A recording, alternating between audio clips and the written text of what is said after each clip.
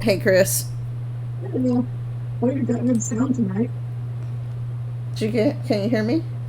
Yeah, really well. Okay. Sounds really clear. Just wanted to make sure. Uh, so you getting sick again? I don't know, my throat's sore. Hmm. Hi, Deb Mosher out there. Yeah, oof, I hope not. I just spent a month and was it 5 weeks being sick. I want to get over it. Still a little bit lagging, but this all the other stuff's gone. Just tired, still pooped Yeah. out. Well, last well, this past week we haven't had sun this past week. It's all been cloudy and icky. Yeah, yeah. You guys got some rain. I heard that they shut the beach down yesterday for a little bit. I didn't hear that, but yeah, it's Uh, definitely been the it's like I don't remember seeing the chemtrails, but it's definitely that chemtrail weather, like yeah. weather. Oh, we've been getting them. So I just yeah, it's starting to get a little bit of warm. It's well, for me it's still kind of cool because it's in the 70s, but Yes, Southern California. Uh, anyway, but and surprise, surprise. Um, so there's like 8 different gas stations I monitor every day because I go by them every day, and there's this one gas station that has not broke $5. Right? It's it would be 509, then go up to 519, come back to 509, then go back up. Well, finally today it's broken at 499. So wow. yes. Progress. So it is progress. I mean, a lot of them have been holding steady, and some of them have already dropped 20 to 30, even 40 cents. The Ours base hasn't is dropped actually, here. I don't know, base may actually get under $4, which is, you know, praise the Lord and pass the donuts. Yeah, no kidding. I mean, this, Yeah, it's still 419 here. It went up actually. Instead of going down like everybody else, it went up. but, But but, it you know, was down to 4.9 and went back up, and it went right back up again. But that's what they do. They jack the price so high, and then like during the summer they bring it down, and you're thinking, oh, relief. You're everybody's so happy. It's like jacking up the prices so high, and then when they do come down like even a penny, it's like, oh boy. Everybody Yeah, gets so been excited. saving. Yeah, it's pretty sad what they do. Oh, Uh, I hope that they take care of Washington, Oregon, and California. I hope Trump does something. It's the vote fraud. There's no doubt in my mind it's vote fraud. Because, California never used to be a blue state. Washington had communist leanings, but it was always because of the crooks that were running the voting systems. well, I think what the last Republican governor was Arnold Schwarzenegger, and he wasn't even a true Republican. Not, he's not a Republican, he's a communist. Well, and not only that, it was under his watch that California went broke. I mean, I remember hearing about they were the state was giving everybody IOUs for their paychecks for a while. Jeez. Well, Washington's the one that started the vote machines. And they're just Washington has been incredible. I remember when I was a kid in grade school, I was in second or third grade, and the governor came to the school, and my mom was like, "Oh, that dirty bugger's there." She couldn't stand him clear back then. She knew what they were up to. She was pretty sharp on that stuff. But yeah, she hated him. Oh, I'm trying to think what his name was. But he came in and he was all dressed all slick and with his suit and his expensive tie and all that stuff. And the little kids were like, "Oh, who's that guy?" Because like that first, second, and third grade in the building, I don't know why he was even there, but he was. Yeah, they're just smarming this, smoozing the teachers so they'd vote for him or make it look like he got in legally, I guess. And I can't get PSB on DLive to come up on my It flashed out and now it won't come up. I know it's out there. On DDay? I've got DDay. Yeah, it won't load up. I'm on, it did this to me about 6 months ago, and it took about a month and a half to get it to where I could, so I can't see the chat room now. It just disappeared. I can't get it. It won't load. It's just a black page. I think I know what it was. I think it was, in case anybody else is out there having that problem, I think it was an ad blocker. Yeah, that's what I think it was. But anyway, how's your week?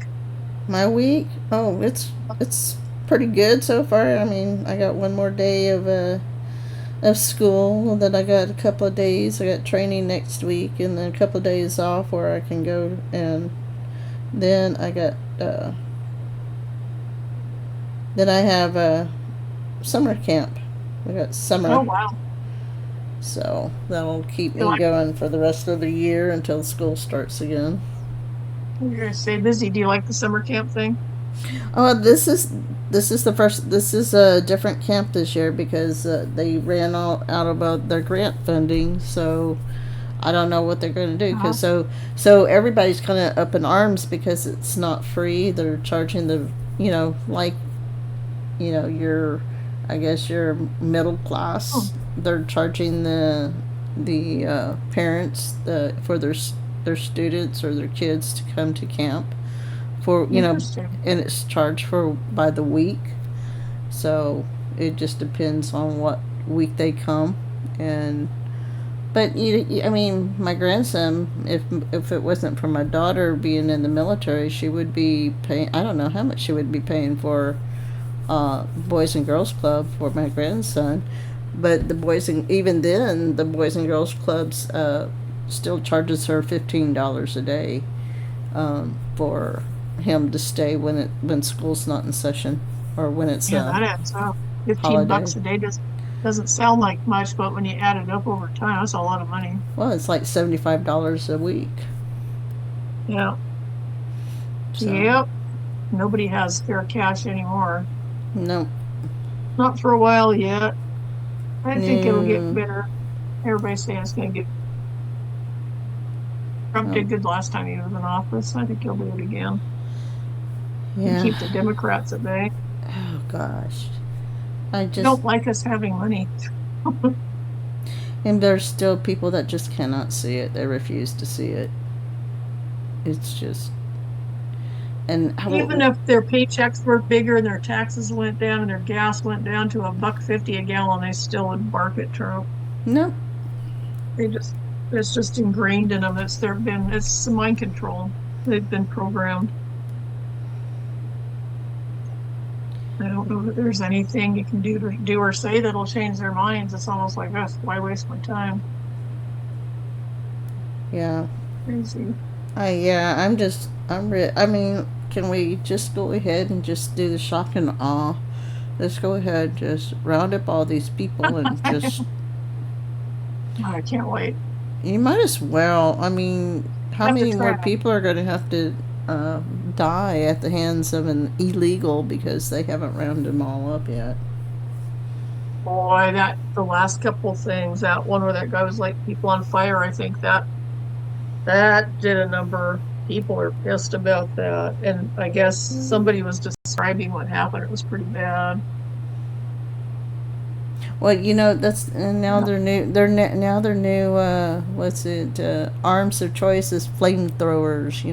Homemade flamethrowers. So let's get rid of the flamethrowers. Okay. Do you have it's the evil flamethrowers. It was just the evil flamethrower. It wasn't the person using it. Yeah. Well, I mean, do you have a flamethrower just lying around? Yeah, a can of hairspray and a lighter. That's about all I got. That's all I can do. Best I can do. But still, the guy is like, he had planned. He tried to buy a gun and couldn't get one because he's an illegal. And so he was determined. I think he said he was going to kill what did he say? Something about 100. And he said he was going to kill a bunch of people in a year. He planned on killing a whole bunch of people. It's like, that guy there should not be deported. He should be tried and put in prison for life or execute. Probably, I would go for execution, because if you put him somewhere else, he's going to kill people somewhere else. I wonder if that's part of the, I guess hmm, how should I put it? I wonder if that's part of the, I don't want to say plan, but trying to get people to understand that some of these people, justice would probably be better served if they were put to death. I mean, he's already talked, President Trump's Yeah. already talked about, human trafficking and drug traffickers being Yep. executed. Yep. He wants, If they had, if yes, if he had executed them, like some of them already, people would be more prepared mentally to execute somebody like this guy who's never going to reform.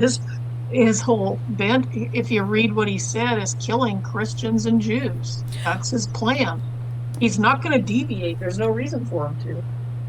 well, and not only that, if you think about, I mean, I heard that he had USAID papers on him. So, In his car. Yep, in his car. And the kids, they're trying to figure out if the wife and the kids knew about what was going on, which I'm sure they did.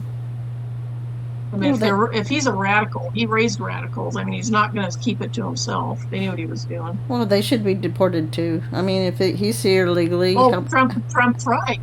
Trump tried, and one of Biden's judges stopped him. However, because, I was thinking, I don't know when Biden's legitimate signature happened, but I'm guessing it was towards the beginning of his time in office, because they only needed one legitimate signature to be able to copy some similarity and get it into an auto pen. But since he wasn't running the country during that time because he was incapable, plus he cheated to get in. Yeah. And once that vote fraud has been determined, all those judges go away. Well, and again, I mean, oh yeah, that's right. You remember how I spoke a few weeks ago about President Trump saying that he had been shot already? Yes. And look what happened. Over and over again. He said it many times. Yeah.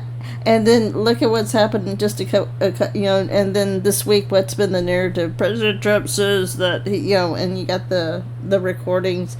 So, but you know what I really wish they would record or show? So whoever's out there listening, get the recording where Biden said that they had the most comprehensive voting fraud in place. And it was in that 2020, it was either a town hall or debate. I think it was a town hall between President Trump. And if I remember correctly, because it was I think it was in October 2020 when it was the same town hall or debate that President Trump got sick, where they tried to poison him. Oh, that was, was that 2020? Yeah. He had COVID. I know he had COVID. Or they claim he did. Maybe it was a poisoning. It's hard to say. But I know he was very ill. I remember seeing him. I was showing the video of him sitting at a table doing a talk to the nation. He was addressing the nation, sitting at a table, and his hands were still. And I looked at him, and he didn't look well. And I kept telling people he's sick. Look at him. He's sick. He's sick. And no. It was on a Wednesday, I think. And one of my Wednesday night shows. People didn't see it. And I played it like 3 times. And I said, look, he talks with his hands. Look at his hands. They're still. They're sitting on the table. He's not moving. He's very, very ill. And it turned out on Saturday, they came out and said, yeah, he was very sick. He had COVID, but he took Regeneron. He's doing great, blah, blah, blah, blah, blah. And it was true that right after that, he did 5, 6, and I think 4, 5, and 6, respectively, rallies on each day before the 30th, or before the election. He was go, go, go. But yeah, that day he was super ill. But he got out. Apparently, he was afraid people maybe would have heard about him getting sick or something, so he purposely went out and made a public appearance, semi-public appearance. I remember, what I remember, because I remember that, because there was speculation, they think that they had sprayed the podium, and where he had put his hands on. Because he just touched the podium. Yep. and Yep. He always puts his hands up on it. Or he used to. he they said he got sick because it was right after that he went into the hospital too. And That's right. I mean, one thing about President Trump, he doesn't want people, he tries to get them out there. He gets out there to show people that he's still around. So, Yes, he does. He's good about that. Yeah, he's a tough bird. Man, I'd love to see him get on carnivore.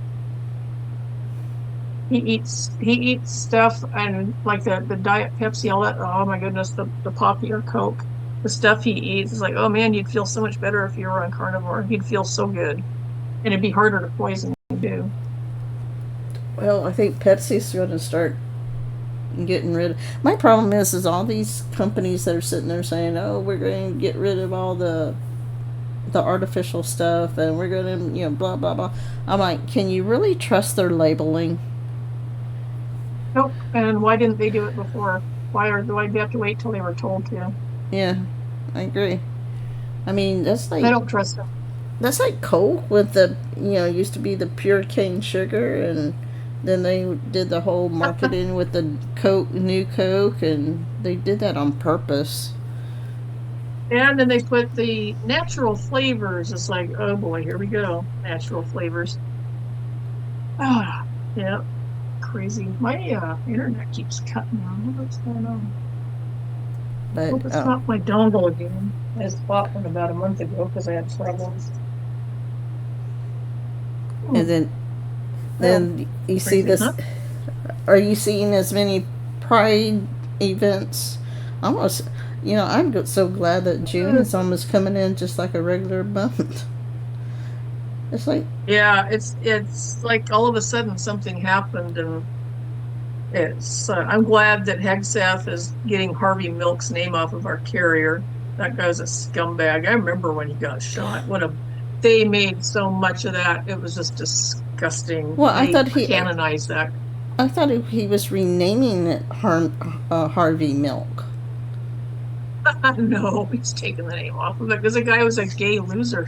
I think he Oh, was a child molester. He did some really bad things. I can't remember it now. It's okay. been so 'Cause I long thought ago, it but was a yeah, different. he was not a good person. Of course, that's who they would canonize. Uh, Okay, he was so like the what's his name? George Floyd of the gay people. But he was white. Yeah, he was just a dirtbag. I'm trying to think who he had a boyfriend. I think was it? I'm trying to think who his boyfriend was. It was somebody famous. But he was like one of the very first openly gay people that in San Francisco, they kind of kept it quiet, but still it was discovered, yeah, that he was gay. And back then that just wasn't something that was done. yeah, okay. I was under the impression that they were switching out the name from some activist to Harvey Milk, and I just I couldn't Yeah. understand, and so, Oh boy, they would do that. Yeah. huh? No, it's just he's taken the name off, and boy, are they mad. They got their, oh boy, because they fought so hard to get their perversions recognized officially. So the whole thing about the gay thing, getting everybody, oh well, we've got gay people in Congress now. We've got gay people here and there. The whole thing was to get people to accept it as a normal thing because it's there and you can't do anything about it, and then start with the freak show with the trannies and all the sex change crap and get that stuff going, and then get them around kids so they can start legalizing, dropping the age of consent down. This was something they planned long, long, long, long ago, and it's a progressive thing. And thank God, God stopped it. They're still going Um, to keep trying, but it's not like it was. They were going full steam ahead. That's why they're fighting so hard, because they worked pretty hard to get all that garbage in. It's like I tell people, when they had Bruce Jenner, who I believe was done because he was a very popular Olympic person, super popular guy, ends up hooking himself up with the coven of Kardashians. But everybody just really liked that guy, and then they took him. I think he was paid to do it because he resisted getting a sex change. I don't know if he ever did. He just dressed like a woman and got the facial crap done. But when I saw him on the cover of Vanity Fair, it was like somebody opened the gates and all of the demons poured out. And all of a sudden, all this tranny crap started happening all over the place. But he was like the gatekeeper that he opened the gate and let it all go through. And Okay. he pretended to be a Christian on their stupid show. I'm sorry. You Who got to was pray it? before Who was this? Who was Bruce this? Jenner. Oh, Bruce Jenner. Bruce Jenner. Yeah. Oh yeah, I remember. I don't know. I have a hard time believing that was Bruce Jenner. It's just to me, it didn't look the same. It was him, unfortunately. But yeah, he got facial stuff done. He got implants put in his cheeks. He got his jaw shaved. He had a bunch of feminizing surgery done to his face once he came out of the closet and said he was gonna dress like what. And you remember he killed somebody on the road. He rear-ended a car at a stoplight and killed a couple of people. I think there were 2 people in that car. Never got in trouble for it. Is That that the was what, reason 8 years ago? Is that the reason why we haven't heard much from him? I haven't heard much from. Probably. And I don't remember last time we've heard anything from him. He talked about running for governor about what 4 years ago, as whatever Caitlin, whatever he's known by now. He talked about running for governor, but I don't think he got enough response. He claims to be a Republican. Yeah. An embarrassment. Yeah. Yeah. Well, the freak show's going back into the closet at least probably until the rapture. Well, I imagine what's going to happen when the rapture happens. That's going to be, oof, Katie bar the door. Well, They're going to pop back out with a vengeance. well, they're doing they're doing the revolving door. First it's Antifa, then it's BLM, then it's the trans, and now it's Yeah. the pro-Palestinians, and then now it's gonna. Well, of course, you have now the combination trans Tifa. I mean, it's like I thought they were They're going to defunded. they got to work their way up. Well, there's still avenues of money coming into them. And I think one of the reasons they shut down USA because it was the biggest one. And when you shut the biggest one down, the little ones start getting more prominent. So then you can find out who they are and then go after them. But I think that Islam is going to be the next poster child because they're really making inroads in the United States fast and undercover. They're being very sneaky about it. They're getting outed though, but still it's like they're dangerous. Holy cow, they're dangerous. Oh, but they're so nice. Well, they are until they're not. They all have to follow the Quran, and Sharia law is their goal, and to take over the United States is their goal. They come right out and tell people that. Go read their books. Yeah, it's very, very scary because they're violent people. I remember a lady over in, I think it was Iran. She said she was a Christian. It was Iran or Iraq? I can't remember. But the whole place, there was no Christians there. And she became a Christian. And people said, well, aren't you afraid? Because if they find out you're not Muslim and you went Christian, then they'll kill you. And she goes, oh, she says, it's so violent here. She goes, my whole life I've grown up with violence. And she goes, I fully expect to die a violent death. She says, we all do. Because everybody is so violent. And she says, if I die for my Savior, that's a good thing. But it really shocked me that it was so bad that everybody is like, yeah, everybody just dies a violent death there. And I thought, wow, how sad.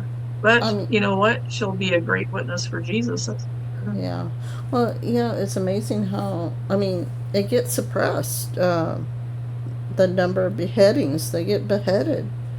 And that's like, did you ever see the movie God's Not Dead? And one of them, the girl that, she was, she became saved, and her family I guess they were Muslim, and she was basically thrown out of her house. She was, and people were like, oh, what was the word that was thrown about? Cheesy. And it's like, but the thing is it happens. You got people like that. Usually they killed them. Yeah.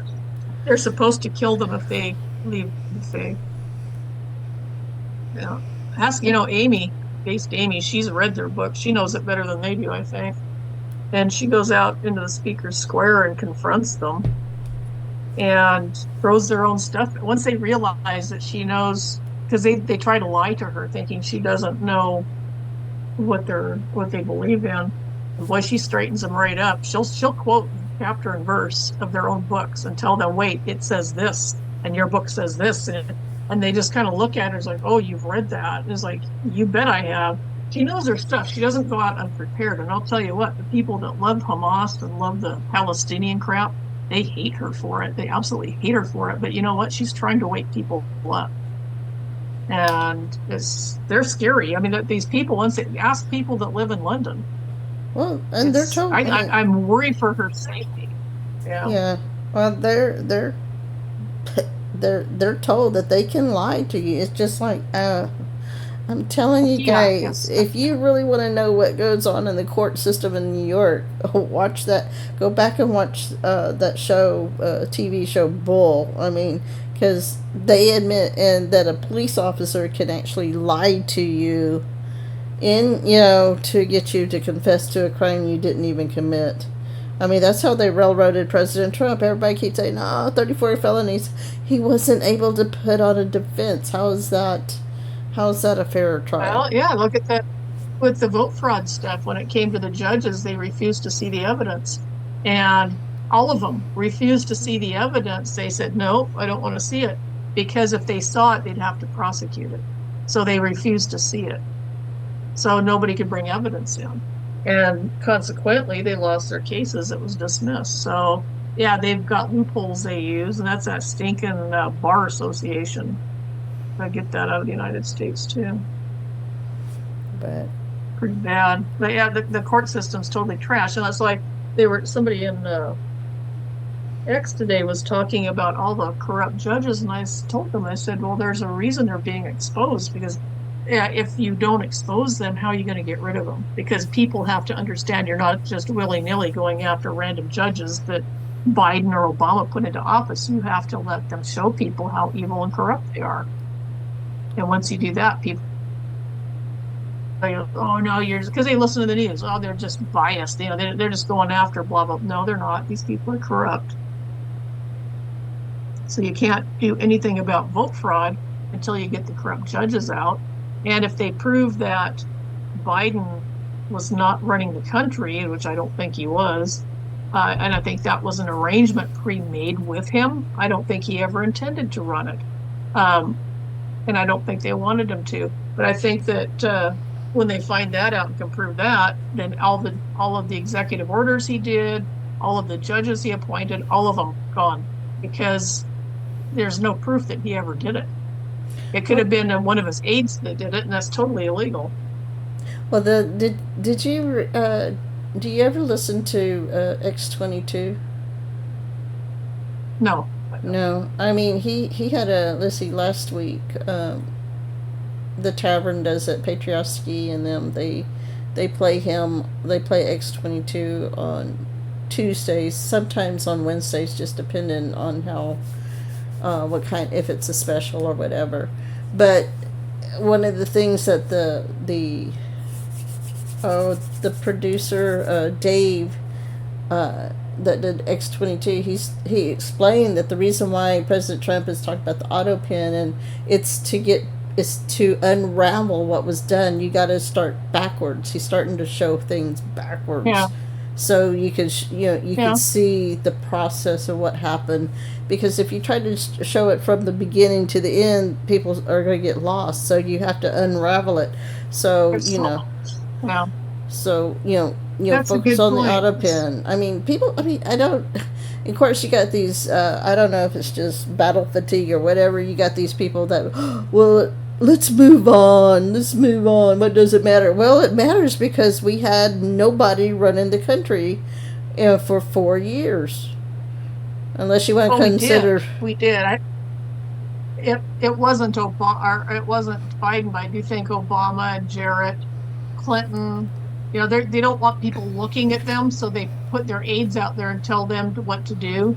But it wasn't just some stupid random aide doing things. They were being told by people who want to keep their hands clean what to do. Because when you look at everything that happened, never once did they err on the side of the Constitution. It was always communism and Marxist garbage every single time, destroying the family unit. Everything that they put out was against the Bible, everything.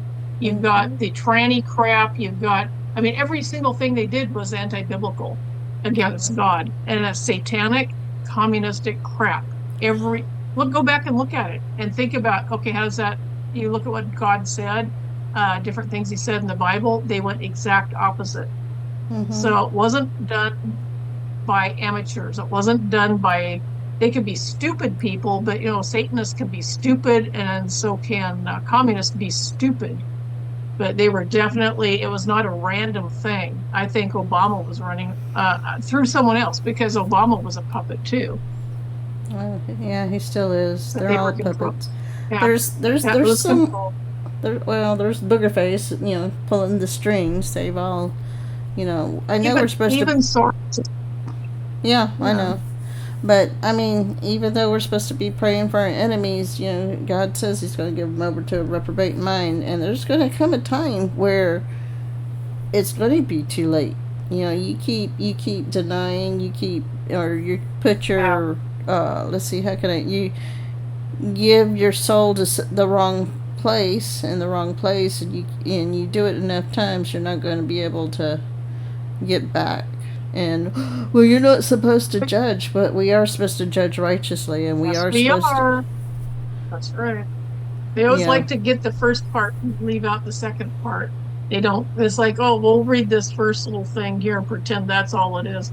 Yeah, the not supposed to judge. And I love how people who aren't Christians say, well, that's a fine way for a Christian to be. That's not Christian. It's like, how would you know? You're not a Christian. What makes you, just anything they don't like that you do, they try to, oh, that's Christian. It's like, oh boy, here we go. Yeah, or they tell you what the Bible says when they've never read it. It's like, come on. Well, the thing is we're not supposed to judge.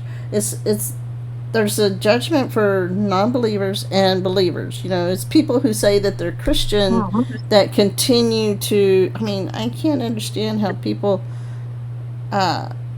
who claim to be Christian can't see what President Trump's trying to do. You don't have to like the man. You don't even have to, but you do need to be praying for him. Just like you need to be praying for Biden, too. And even it's hard. It's hard to pray for Biden. It's hard to pray for the Clintons, but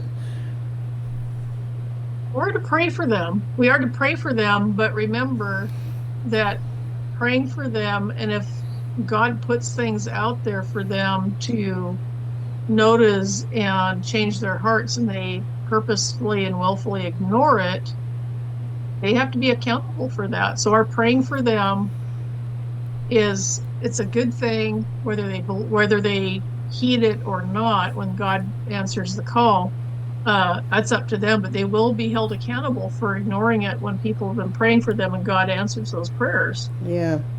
I mean, you pray for them. He can put everything in front of them, but they don't necessarily. Some of them just don't want. My mom told me years ago, she said, there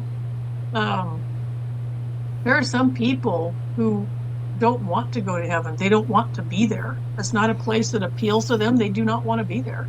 And I thought that was the weirdest thing. Who wouldn't want to be in heaven? But you look at some of these people, I think they do want to be in hell. It's just, it's weird. Yeah, it's a sad thing when you go to that point, because they really don't know what it's about. For them, this is heaven for them, and they don't really understand how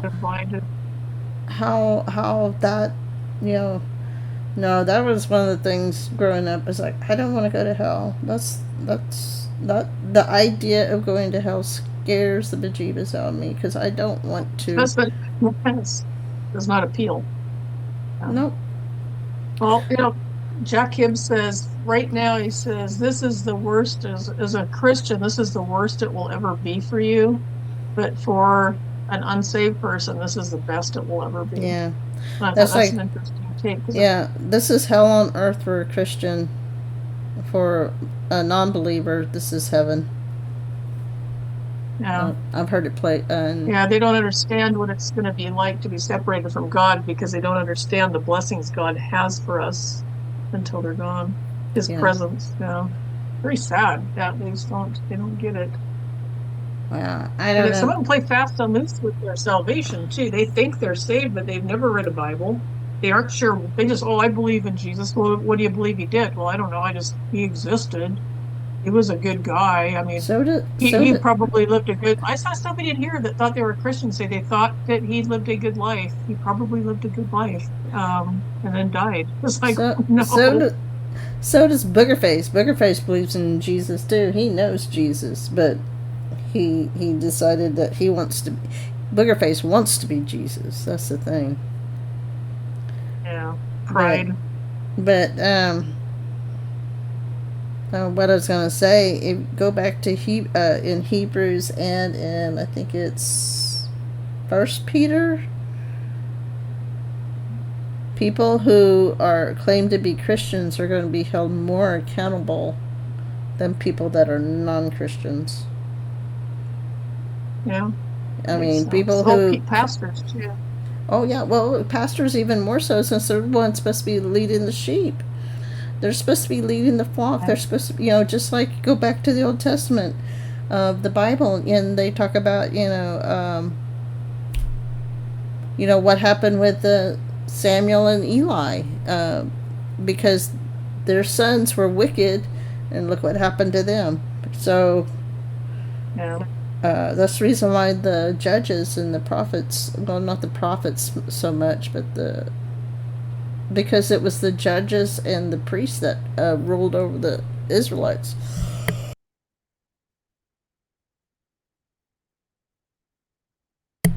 They didn't have they didn't have the kings at first. Yeah. When they put in the monarchy, that's when things started to go downhill. Really Yeah. downhill. And well, God, that's what they wanted, so God gave it to them. He knew it was going to be a bad deal for them, but that's what they wanted. They demanded it. Well, and here, think about something else too, and kind of to get off on a kind of a different topic, but on the same different topic, but kind of on the same note. But isn't it ironic? People will use Romans 13:1 about God creating the governments and allowing the governments, but yet if you read about Apostle Paul, Paul was going against the government the whole time. So was Jesus. Yes. Yeah. Yeah. And That's well, they were after him, Jesus, for that. I mean, so it's kind of like, okay, it, you know, you can't. If anything, if it goes against God, then you're supposed to stand up against it. So, I mean, I've seen Yeah. preachers. Yeah. When the whole mass thing came up, and that's when I knew that the pastor had been compromised from the church I was going to because, oh, he used Romans 13. He said the right things, and right before, see, in 2000, he went on a sabbatical, and he talked about how when he was in Rome, his wallet got stolen, and I think they found it, but it was returned or whatever. But I'm wondering if something didn't happen at that time that compromised him, because it just you got to be careful for the churches. Would he come back with a Catholic or something? No, it's just it was just the way things, like with when the mask and the lockdown, and he was going along with um, the government about the mask and the lockdown, Oh, the mass. Yeah. and he also, I mean, he was using the right buzzwords, and what was there was one thing he really said, and his daughter was a therapeutic nurse, and she got on Facebook and she started talking about how you know, you got to wear the mask, and I see how these people, and talk about how her grandmother, and I was like, Man, you're a therapeutic nurse. You ought to know better that the masks do not work, of all things. A respiratory nurse. Fauci came right out and said they didn't work. He said they were largely symbolic. And I thought, symbolic of what? Being muzzled? Yep. He said they don't work. He says at the very best they could maybe stop a bit of spittle here and there, but he says they won't stop anything. And later on they came right out and said they made it up, the 6-foot thing in the mask, and they're trying to get people to wear masks again, even after he admitted they made it up. And Deborah Birx is going around pushing her vaccine crap again. 2 different times she's been out in public on TV telling people, oh, vaccine, da, da, da, da, da. They're really trying to... I think people have been brain damaged from that. They're really trying to push that again. Yep, they want to push it out, and so they can get their lockdowns, because it was really funny. They said, oh, we've come up with the new vaccine. They were advertised, oh, we got this new vaccine for the flu. And you know what? In pre-COVID, you had to have the actual germ, or the virus, so-called virus, to make a vaccine. And now they come up with a vaccine, and then the flu magically appears like it did 2 days ago. It's like, oh, they had the vaccine last week, and now the flu shows up. Really? Well, what a coincidence. Well, remember all the different flu strains that were going on for the last 20 years, and so they always had to have they had to pick one.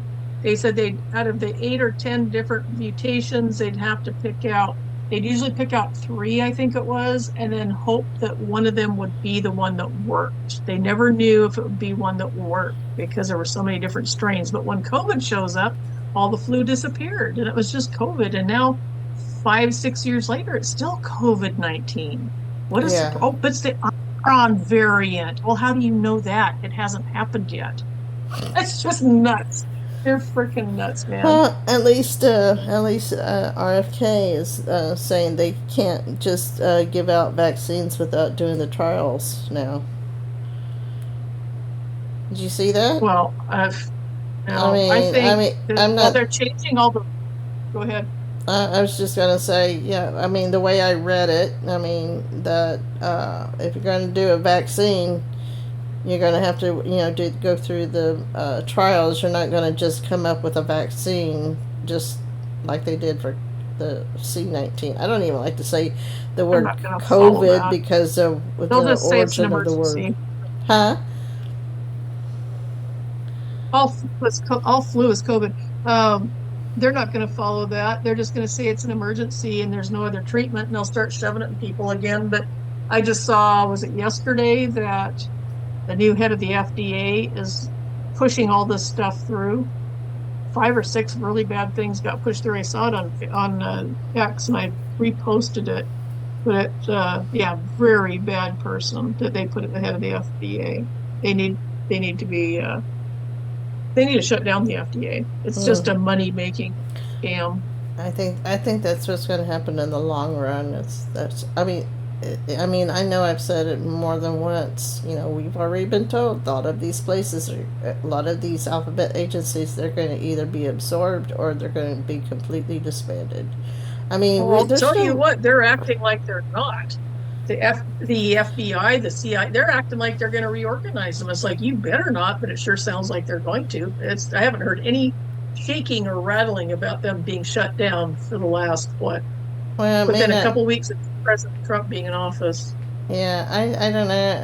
I think in the long run that's what the goal is. But right now there's too many things going on. You got to get the immigration out of the way first. You got to get... I mean, once you get immigration, they're really working hard on getting rid of the Department of Education. They're working on if they can get. I know people are going nuts about the bill. We'll just have to wait and see what happens on the bill, because I heard there's one person, I don't remember, maybe it was Mike Johnson. I don't know if it's Mike Johnson or not, but I heard someone say that once they get that, if they can get that bill passed, then there's a lot of things we can move forward on a lot of things. But until that thing gets passed, that was Mike. That was Mike Yeah, Johnson. that was Mike. And Yeah. it may, in a way, Yeah, it I like makes. him. Yeah, it's just people, it's like a lot of people are all upset, but Mike has Trump's ear, and Trump is a good businessman, and he knows what he's doing. And so I assume that these things are going to be done correctly, although yeah, he did talk about that. He says, not, he says things can be adjusted after it's passed. Right now, see a lot of people, there's a lot of pork in it for certain people, and I think they're going to cut that out. I don't think they're going to, I know Elon's pissed about it, but I don't blame him. He worked so hard to save us money. And then this thing spends, it's the biggest spending thing ever, apparently, like record breaking. But just because it's there doesn't mean they're going to spend it. And kind of like an omnibus. When's the next omnibus supposed to come through? That's money that Trump has access to and nobody else. Right. Well, I think that what people need to, well, and this is something else I heard, is right now you don't I mean, because right now in the Senate, you would have to have 61 votes. So what he's doing is trying to get the stuff that President Trump wants, and he's doing an end round, and by doing the end round, the Democrats can't stop, like, uh, Yeah. the no tax on tips and no tax on Social Yeah. Security. Eventually, the And they're trying to block the tax increase too. They're trying to block that as well as they can. so so they're working around the blockage. If these people would stop blocking this stuff, but the way things are now, there's no way it would get past the Senate with the 61 votes. You have to, unless you go to Well, most of cloture. the people blocking it need to be in jail anyway for crap they've already pulled over the past many years. Yeah, I'm They thinking shouldn't about. have. Did you see that about Maxine Waters having to pay $68,000 fine? That's a drop in the bucket for her. Yeah, I was just gonna say. Yeah, Talking about someone who drop needs in to the. be put in jail. Why aren't they putting her in jail? Yeah, yeah. Just give her a fine that she'll grab the money out of her freezer. Remember that one senator that had a bunch of money in his deep freeze, all that stolen money. Oh, Mm. geez, they're all such crooks. She should be and can be removed from office because she doesn't even live in her district. That's illegal. Well, And she's never lived. you got Schumer, you got Pelosi. They're all the same. And Yeah. AOC has all of her family members. Have you seen that meme going around? Oh Uh-uh. gosh. There's a meme going around about AOC. Who is it? Someone was interviewing her, and I can't remember who it was. Oh gosh, it was on the lamestream media, and she the expression, the meme is the expression on her face when they keep bringing up her family being in trouble because her sister is fined for destroying Tesla. Her was it brother? I can't remember everything, but her brother's in trouble for voter fraud or something, and then she's got her Oh, boyfriend. geez. Her cousin is in trouble because she gave money, campaign money to him. So I heard about that one. Yeah, she's committed a lot of crimes that and they're talking about running her for president. It's like that's the best you got. Well, I guess it's better than David Hogg.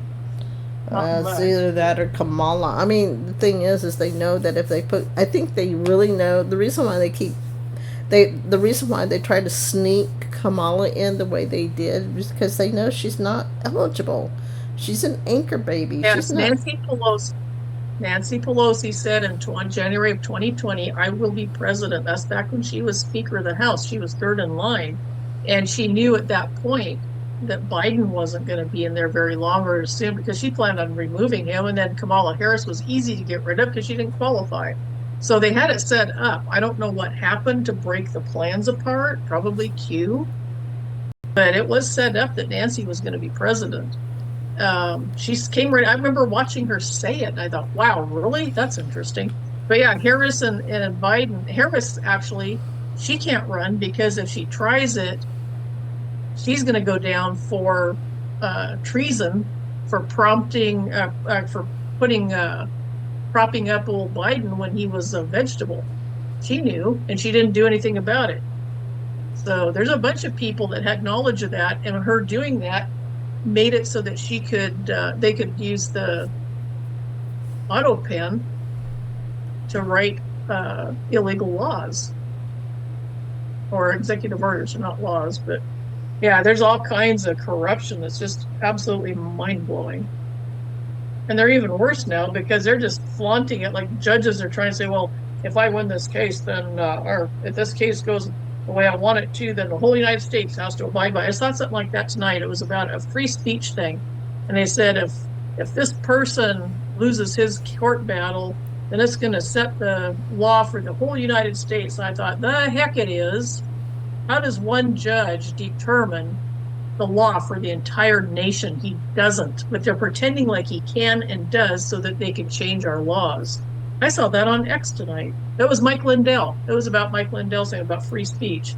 This could change the entire fabric of our laws. No, it can't. Our laws are set in stone quite literally.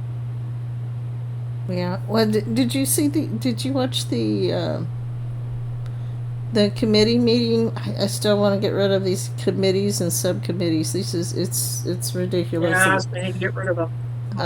It's ridiculous how they get out there for show. Oh yeah, we got this committee, but they do nothing. They get the information out, but they don't have the authority. Well, yeah, but you do have the authority to refer it to DOJ or whatever. But it's like it's just nonsense. They want it on the public record, so it's like they did something. Well, but they were talking about President Trump's authority or something, and I don't know, because I was listening to it, I wasn't watching it. I put on my earbuds while I'm working in the kitchen, and I don't know who it was that was bloviating and getting their testimony, and she says, we are a democracy. I was like, we were not created to be a democracy, we were created to be a republic. The Constitution, there is nowhere in the Constitution, the Bill of Rights, or the Declaration of Independence, the word democracy is nowhere to be found. Well, it's not, because a democracy is a stepping stone to communism. And they know that. And that's why they call it a democracy, because they want everybody to believe it is. So when they look up the definition, they can say, see, we have the right to do what we're doing because we're a democracy. That's why they do it. They're changing the laws and the words and they're wordsmiths. Satan is a wordsmith. Yeah. That's why you see them changing.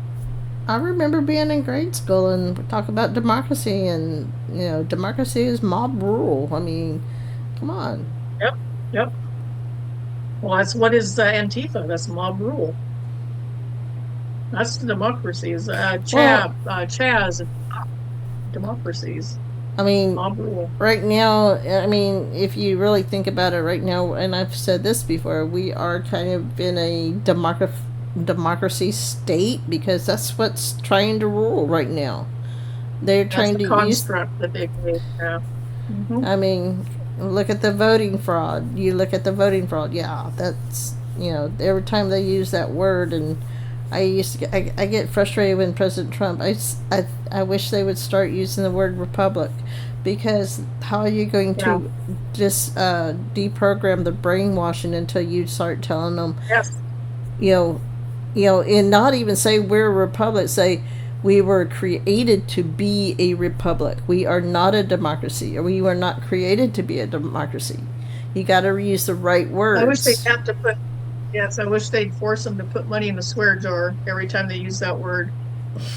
Anytime they use that word in D.C. in any hall or in the speaker's lobby, anywhere in those buildings, if they use the word that we're a democracy, they need to put $1,000 in the jar. That'll shut them up.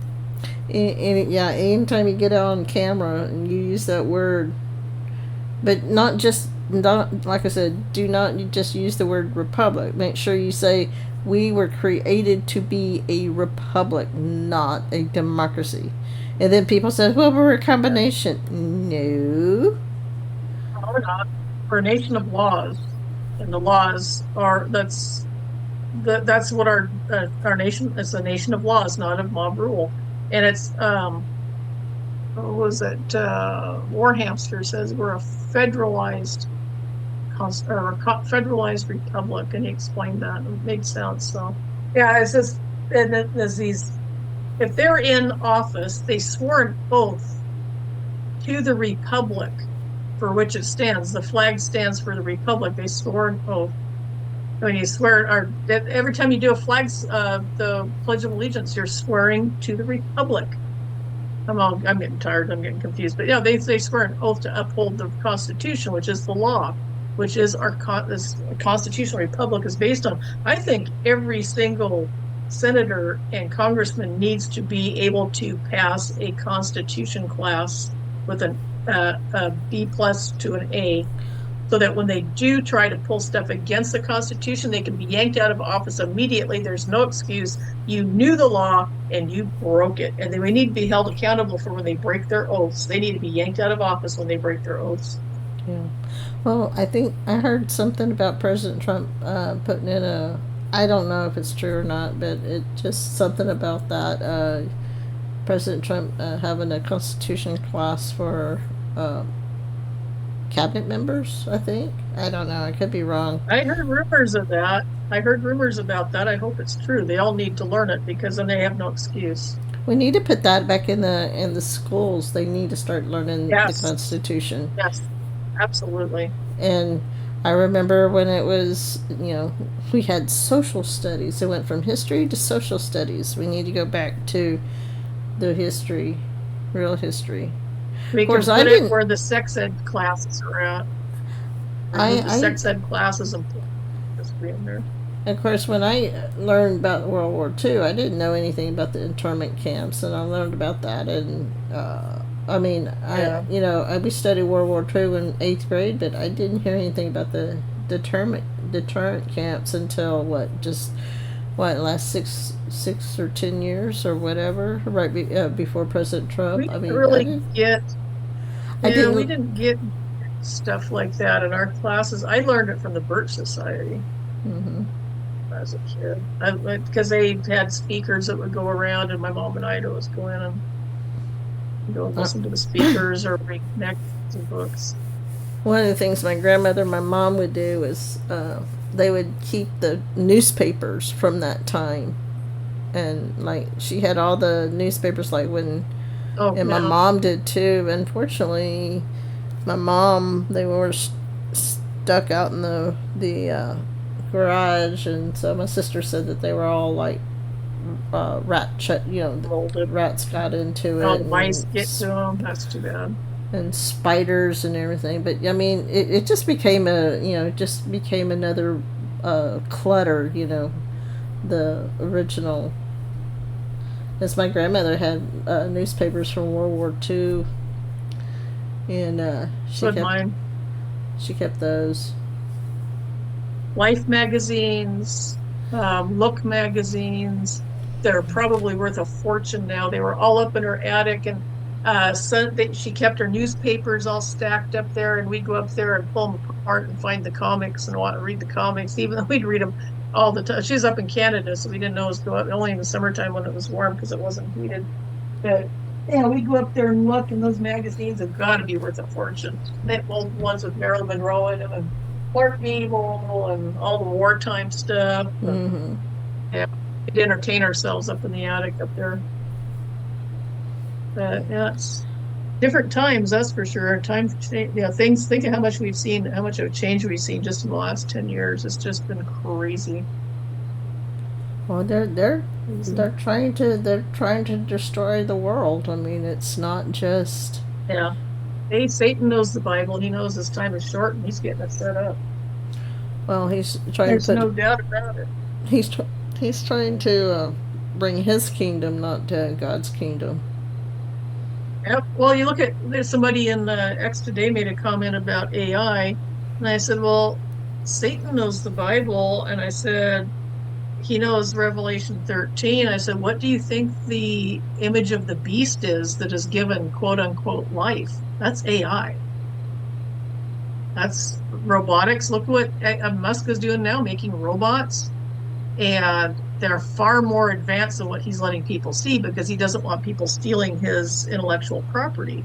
So you know darn well they look like people. That's what the whole point of them is to make people think they're safe around them. But that's what all these data centers, I think they're gathering places for all of the information that people will have from the chips that they're going to get. That's what the digital ID, the real ID thing is leading up to, so that they can track your every movement, because no man will buy or sell without the chip, without the mark. But here's the thing: they already track your movement, and I'm not just talking about your phone. I mean, look at your anytime you use your debit card or your credit card, they know where you go to buy. Well, that's done on purpose. They had you get used to that because they want you to be comfortable with it. That's why I think crypto is going to be a big investment that's going to give good dividends, because they want people to have good feelings towards crypto so that they can put it on a wallet, a digital wallet, along with everything else that just digitized. And at some point they're going to give you some kind of a mark on your forehead or your right hand, and that's what you're going to use to live with if you accept that mark. But yeah, that's where it's all heading. I mean, it's pretty obvious.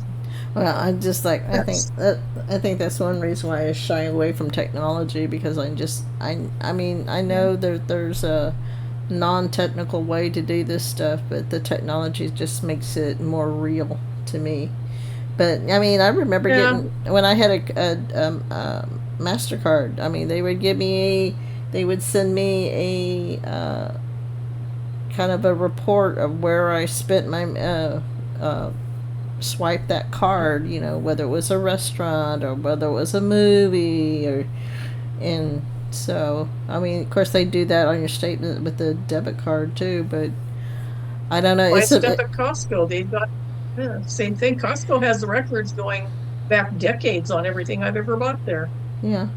Well, that's like, that's like whenever you go to a store and they'll say, "Do you have a phone number with us?" It's a way for them to track you. Or what's your phone number? Yeah, and they can sell your number too. They'll sell your information. They get money for that. I usually give them my mom and dad's old number that's been disconnected for 10 years. Yeah. You can't do it online because they'll send you a text. That's their backup, so that you can't give them a fake number, which I've been wanting to get a burner phone, but I don't want to have to keep paying monthly payments to keep it, because they'll change your number if you let the phone go dead. So yeah, I've been wanting to do that. Some like PayPal, I think, does it, and geez, Walmart, trying to sign into their website. They wanted me to give us like, we need to call you and verify that it's you. It's like, why? I'm just buying a stupid product. You're telling me I have to BS. Screw you. I think that's what the two-step authentication is. Yes. I always opt out of that. What they want to do is figure out, it's brain mapping. They want to figure out what your likely passwords would be. Okay, well, what's the name of they'll give you suggestions. Your first pet, the school you went to as a child, the street you lived on when you were 10. That's all personal information they want you to use as an identifier, as a backup for your ID. But they're trying to figure out what you're likely, what means something to you that you're going to remember.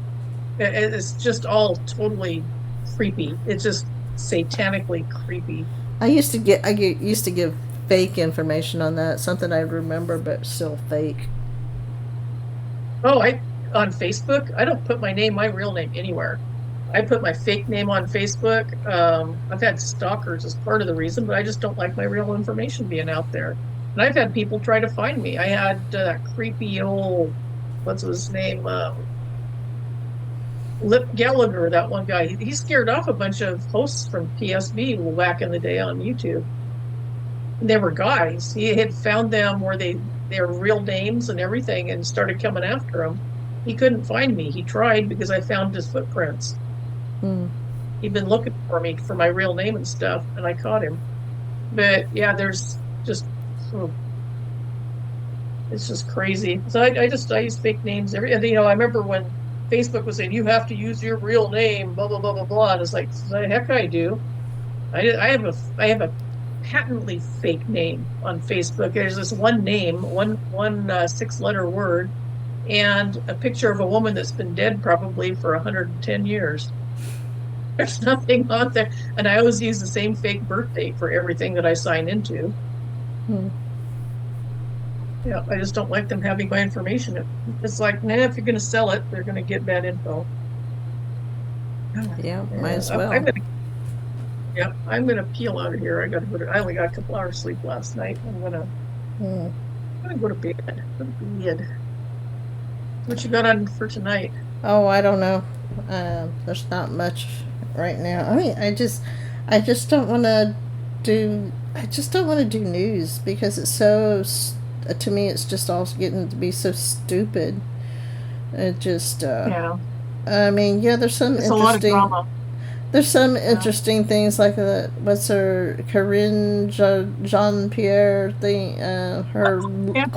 leaving the Democratic Party. Are you? She's bailing, yeah, bailing out before they kick her out. Well, she wrote a book. It's like, come Oh, they're on. all writing books. Haven't you? Money laundering. Haven't you noticed? That's their payoff for doing their dirty deeds. Yeah. Comey and Pete. A whole bunch of them are writing books. So the question is she really leaving the Democratic Party, or is she just saying that to sell a book? Yeah, who knows? She's probably joining the Communist Party because that's what she is.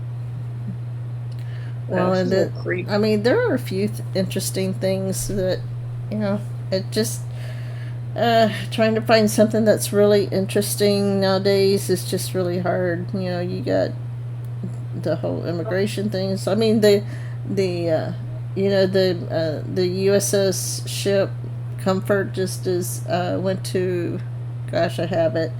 Uh, what, they went to South America or in the Pacific? Really? I know they got the two. Remember they had the Comfort? What was the other one's name? Well, They had two Mercy, of them. They but had similar names. they're doing Yeah. these training, the casualty training things. They're doing their annual casualty training, and they're out in the South Pacific, South Asia, somewhere. Huh. So, uh, Interesting. I mean, They both, that's stuff that's happening that people don't know about. Just like, yeah. I mean, the whole LGBTQ stuff, and I'm glad that they're not promoting. I mean, some of the places are walking away, but then you still got things like Sesame Street is still pushing the LGBTQ Yeah. stuff. Well, Target, they're not doing it now because they know what side the bread their butter's on. It's like, well, we're not going to make any money because there's not enough of them to buy our product. So before we could shove it down people's throats, but since people aren't buying that garbage, we have to cater uh, to the MAGA people because they have the bulk of the money. So yeah, because there's more of us. So Well, they're being that's all patriotic Target. like, and that's like the NBA, the baseball. I think I saw that the Rangers were the only ones that's not celebrating the Pride Month. But I could be wrong. I could have misread that too. But that's what I thought. But the NFL, they know that they're going to lose money if they keep pushing it. So they, Yeah. I don't know if Chad is interested. I saw the Landrys earlier, so maybe if they're still around or he's still around, maybe he'll want to call in. I tried to yesterday. I tried to do another YouTube video or live video, but something went wonky. It's really weird because when I first tried it, it seems like it worked. It would seem so easy now when I can't seem to replicate what I did before. Oh no. Well, it's you pull your page up and go up by your picture on the upper right and hit create, and it says go live. Yeah, Hit go live. and then you got That to put a way. description of everything. You got to give it a title, No, and then I give them titles, but I don't really put anything else in it. I just put the title in them. I usually put a date on it so that I know when I did it. Yeah, well, yesterday for some reason That's because it said give a date and time, and it gives you it defaults to a time, and it was like, okay, well, that was 5 minutes ago, so you would have thought that that would have gone straight to a live feed, but it didn't. It just kept spinning and spinning. I don't know if it's because of I had all my windows open so I could do it, and I don't know. I got to figure it out. YouTube is really, I mean, it's super simple to do that, but it's just now and then it just doesn't want, like, um, I'll hit the pause button to stop a video when I'm done with the Bible study so it doesn't pick up any copyrighted stuff. I have to hit it 8 times to make it pause. I Hmm. literally have to pound my mouse 8 times to get it to pause. And it's like, what is with YouTube? It is just so buggy. It's a buggy thing. But it's easy enough for I can go on live. I guess maybe because I've done it a lot. I just fill in the title and that's it. And I hit go live and I'm done. And it takes it right to the channel. Yeah. Maybe there's a maybe I don't know, because I don't hit I'll type in the date. I'll type in like today was June 4th, 2025, 1 year Bible session is what I type in. And then I hit go live and it goes live. I don't put any description in, nothing like that. I just hit that and it goes up live. Yeah. So it's pretty easy to do. But sometimes if you got a buggy, it might just maybe try restarting or something, reloading your browser, maybe that'll help. I don't know. I don't know. It's just that my system is just so old that I probably do Oh, need that a new. might be part of it. Well, I can't Mm. even because something happened to my Windows 10, and Windows 10 won't update, and I can't update Windows 11 because there's something that's keeping it from doing it, and I've tried to do a repair, and I don't know.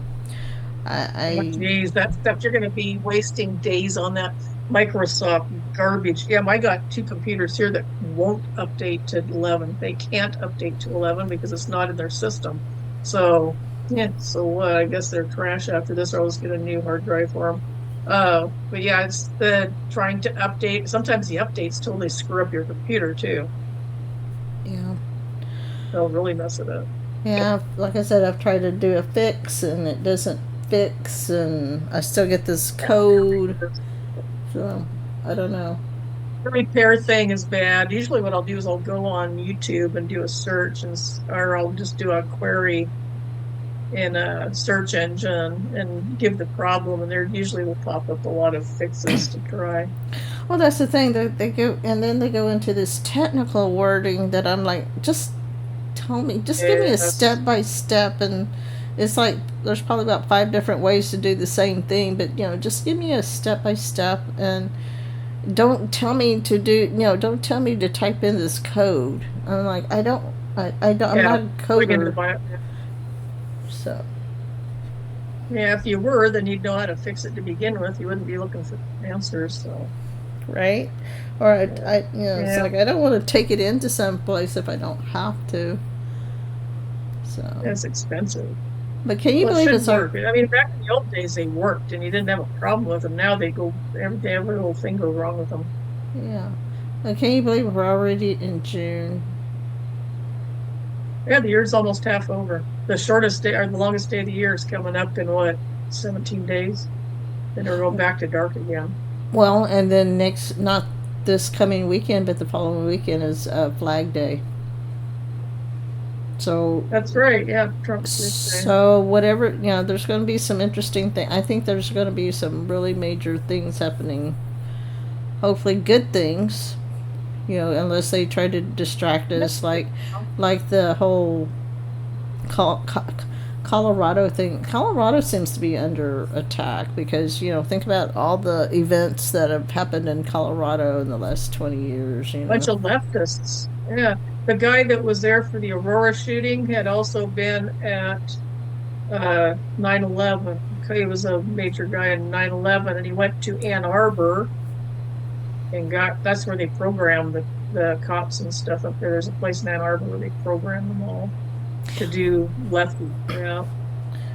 Well, and that's like that's. I think the guy. I mean, no matter what people, I think this Egyptian guy that happened on last week in the attack, I think he was MK Ultra. Every time I was listening to a caster, and that's where I heard about that he had USA He's ID. a I was like, Muslim. well, He's a Muslim. That's what they do. That's just a typical Muslim. He's no different. He's just a typical. He's tied up with Hamas. It's what they do. If you dig into it, you'll find out he was not MK Ultra. That is his. He even says that. That's my religion. I am a Muslim. I love my Muslim religion before my wife or my kids or my job or anything else. You read what he said. He's coming right out and telling people that's his gig is Islam and killing anybody that won't become Islamic. That's his gig. They're all, I mean, you go into the deep enough, you'll find they're like that. Look what happened October 7th. They weren't MK Ultra. That's what they do. They're vicious and violent people. And there are some nice people that are within that bunch, but if they don't do what they're supposed to do, they will be pressured to do it. They will kill them. So they're under death threat to do what they have to do.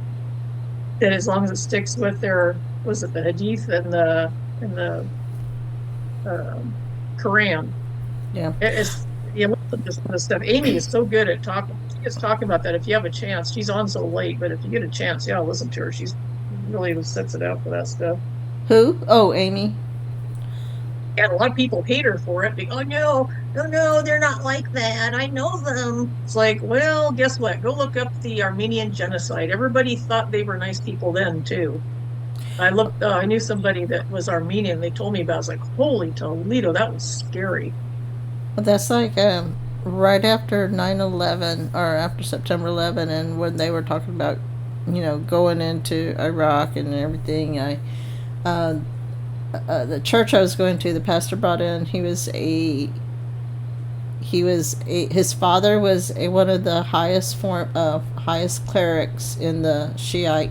He was a Shiite Muslim, and he had been saved. He says, people asked him about being converted. He says, I wasn't converted, I was saved. He said that his mother, and two of his brothers and his sister were all saved, but his father was not. He says, I don't like to talk about him because I know I'm not going to see him again.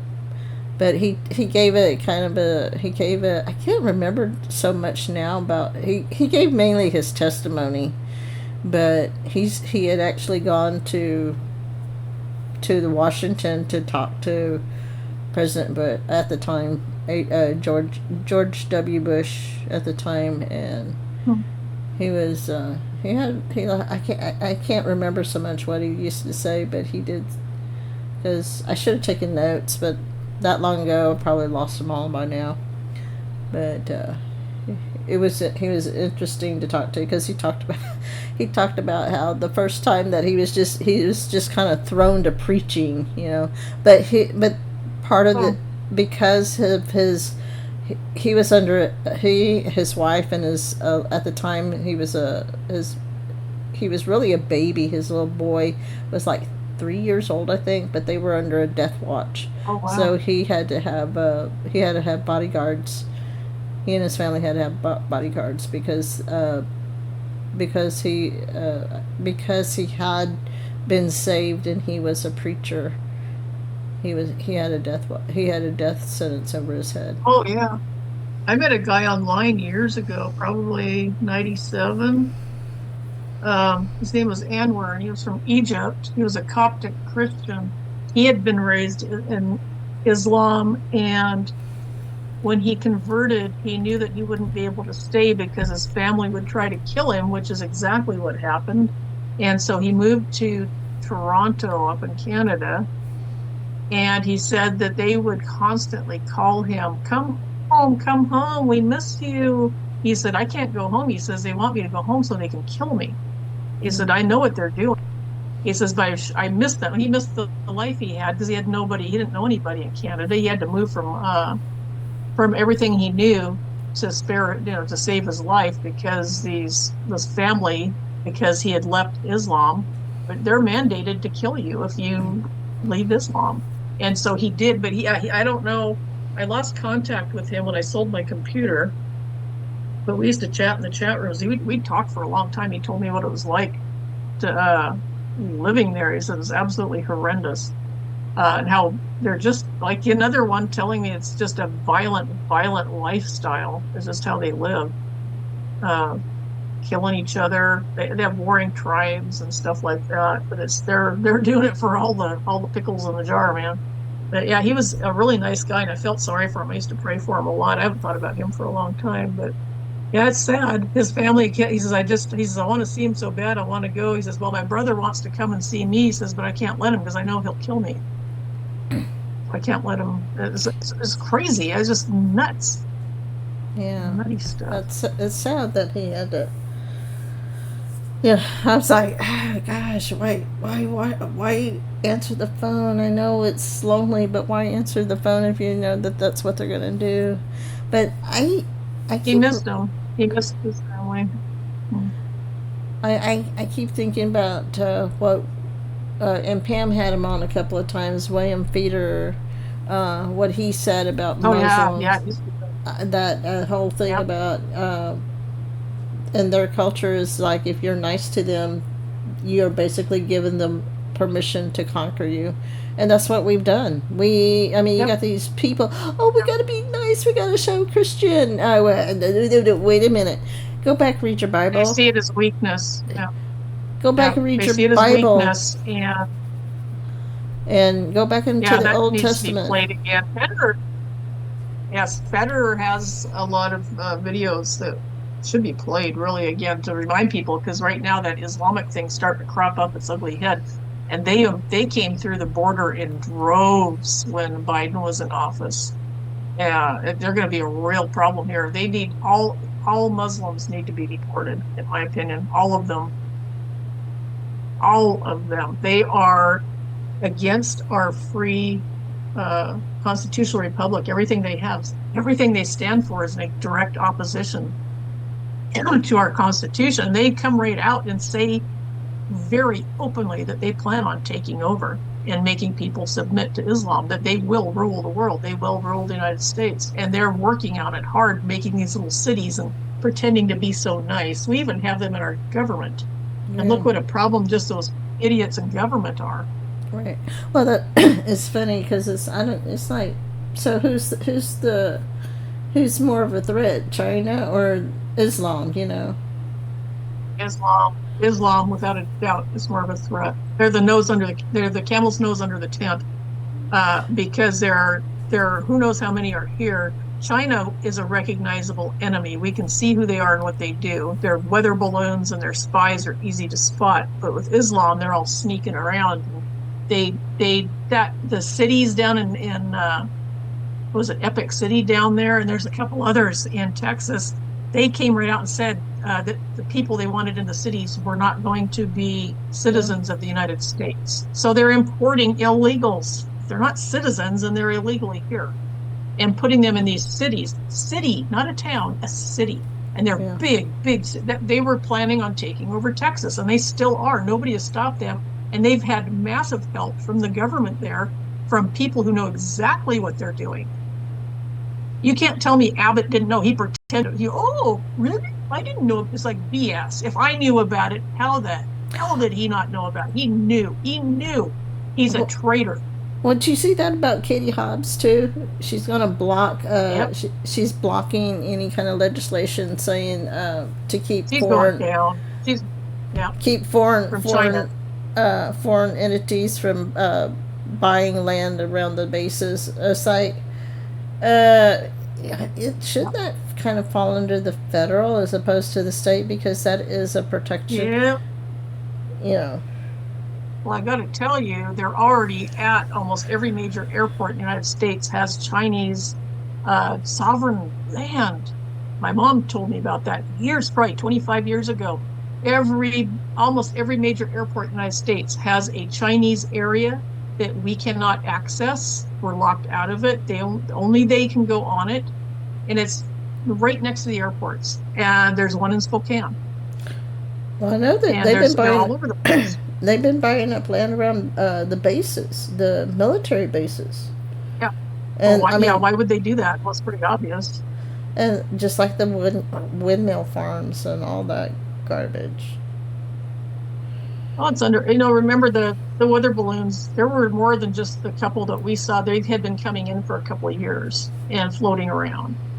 And they all hovered around our military bases. And I'm guessing that the crooks in our government, in the military, were freely letting them access the computers by remote Wi-Fi to these, because they'd park over the top of the base for a day or two. It's like, what do you think they're doing?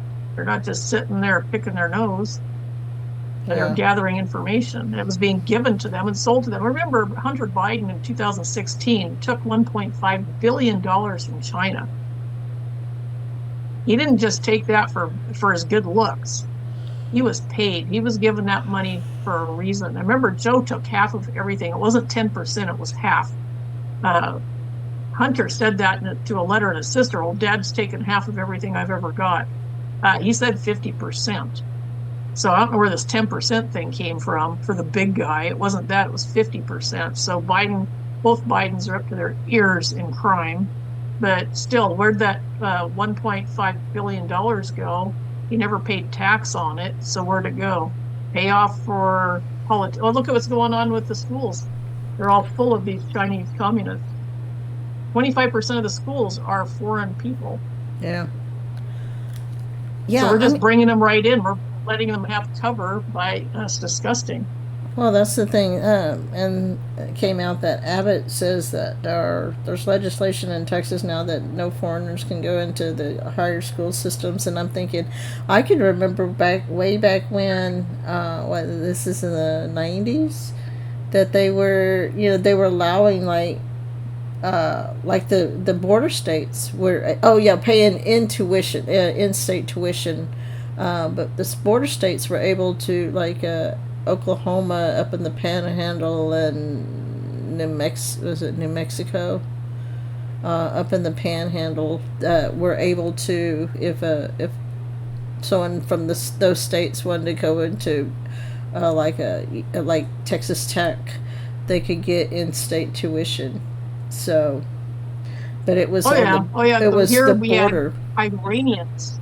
We had Iranians here, rich Iranians coming here to go to school. I remember them in Spokane, and they'd buy brand new cars and wreck them. They were filthy, filthy rich, and they were crawling all over the city for, I don't remember, maybe 10, 15 years. Yeah, it was, oh boy, crazy. But yeah, that's been done because the schools wanted the money. Big money in their pockets, lots of graft to be stolen. So it was, the love of money is always a problem. It's just, that all needs to be shut down. We need to deport. We need to get rid of all foreign students in these colleges. We need to take all of the government money away from them. They have no business when they're making $65 billion a year. They have no business taking handouts from the government. $65 billion endowments or million. It's just ridiculous.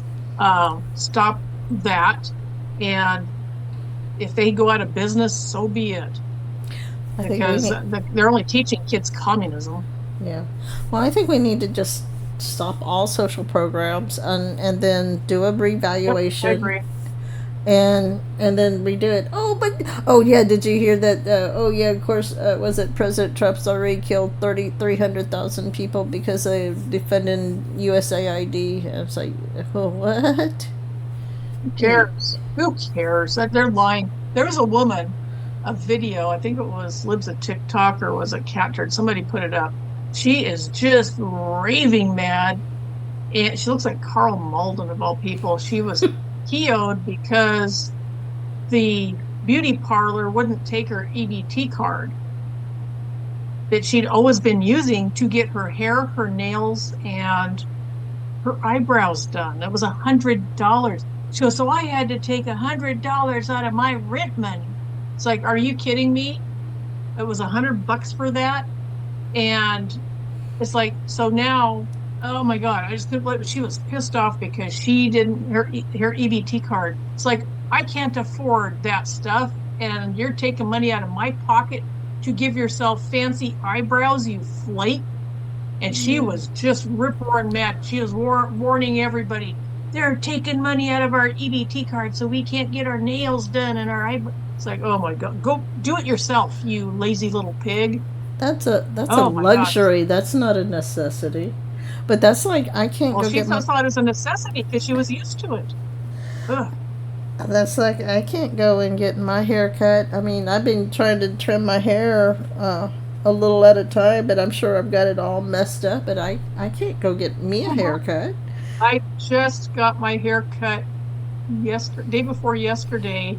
First haircut in 3 years. I couldn't find me to cut it, but I mean, it's like I'm one of those people. I don't have the money. I'm too cheap to go get my hair done once a month. It's like, wow, really? But yeah, but this gal was it was an entitlement.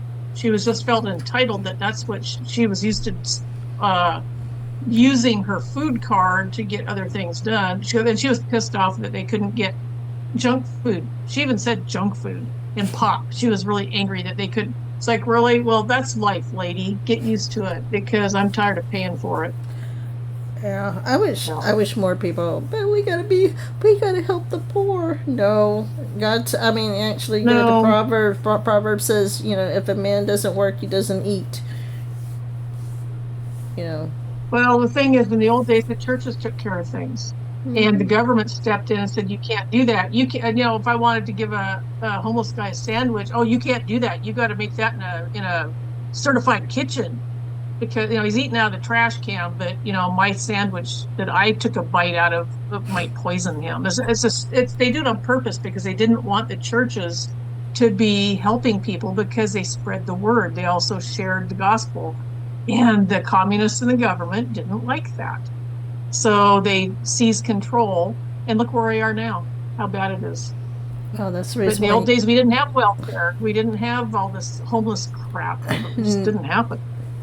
Another way to promote all the abortion stuff, because if they knew that here's the thing, there are faith-based pregnancy centers, people who are willing to help. No, you can't just, they're not going to give you, they're just not going to give you like but diapers off the shelf. You know, there are things you have to do to earn it, you know, like go to counseling and things like that. As it should be. As it should be. Yeah. I mean, why do people get free stuff? There's nothing free. Somebody has to pay for it. And it's usually people that can't afford to pay for it are the ones that end up paying for it. But yeah, they should have some skin in the game. And it's good for them. I mean, they teach them, we have one in town that I think they teach them how to cook and how to sew and do different things like that. So they have life skills on top of it. Well, that's like, there's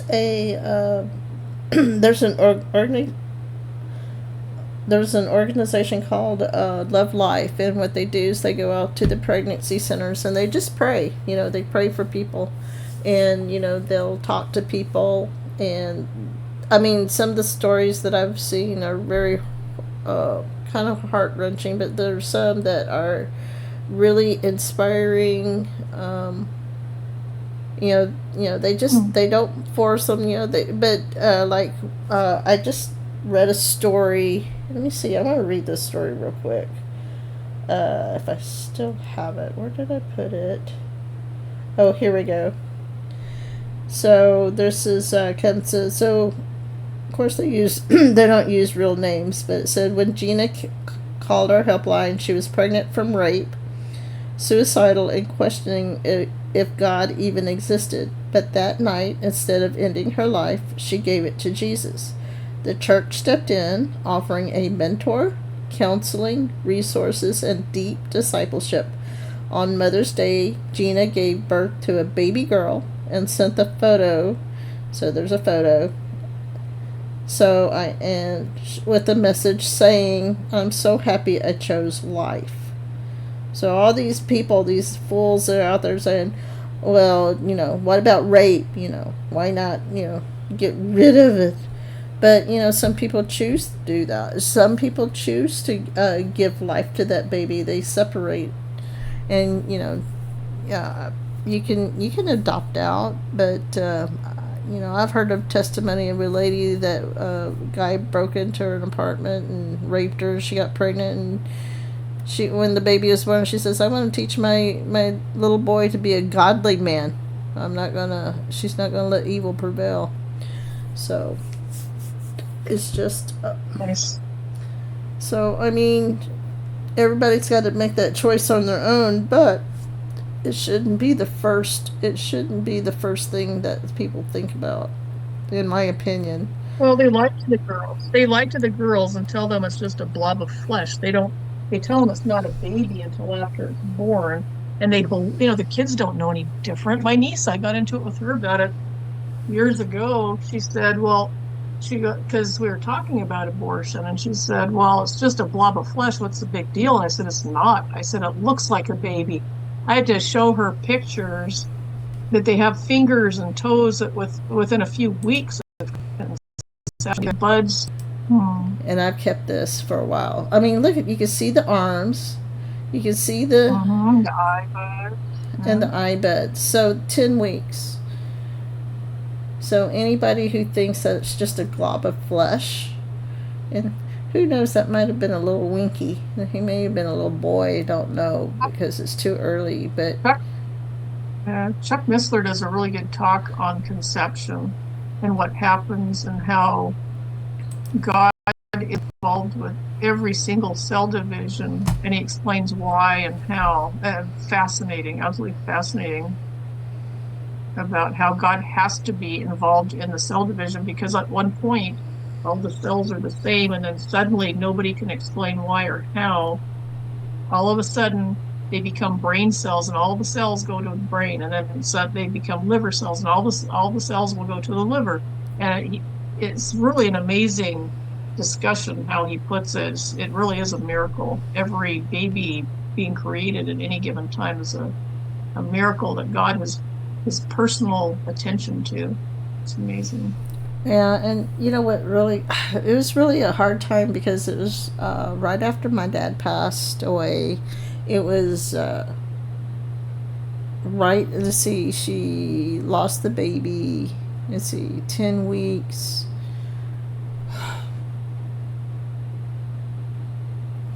She found out on Good Friday, I believe. It was in April. Or was it, or maybe that's when the baby finally passed. She got fired because she was, if you looked at the timing, she was losing the baby. She was working for Whataburger, and they're like, oh, you can't fall asleep on the job or whatever. But she was it was such a big fat mess. And the stress she was under, and the baby just stopped growing. And so when she got fired, she lost her insurance, so they couldn't afford to have. I think in a way, as painful as it was for her for the baby to pass, I think it was better for her that the baby passed without going and doing a DNC and all that good mess. Well, God knows the best thing for us. So, Yeah. but Well, the anyway, baby is in heaven. Even as tiny as it was, it had a little spirit with it. And the baby's waiting in heaven to meet you and mom. yeah, and Awesome. so up there with its uncle and grandmother and grandfather. The whole fam. Mm-hmm. Yeah. Okay, I'm going to peel out of here. It was Okay. good talking to you as always. It's hard to pull away because I always enjoy talking so much. But have you have a good rest of your show. Maybe get your phone hooked up so you can call in. Yeah.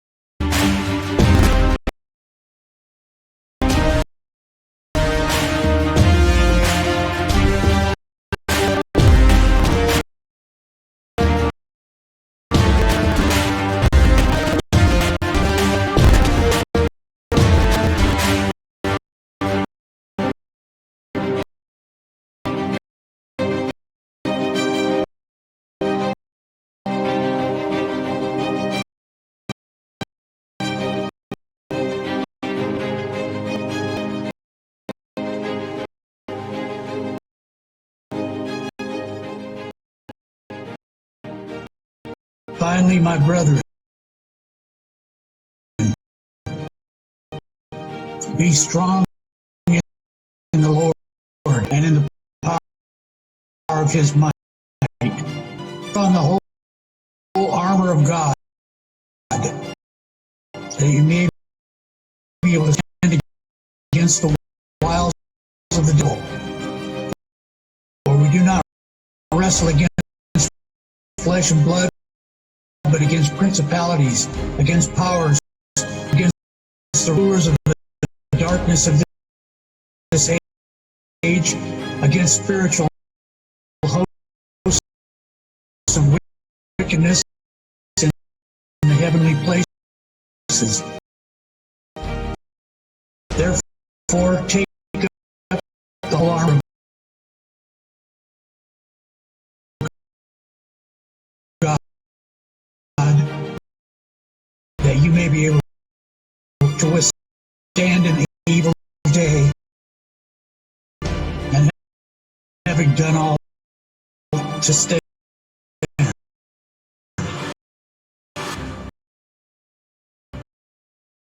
Stand therefore,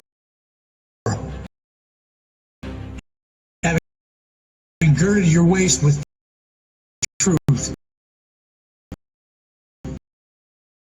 having put on the breastplate of righteousness,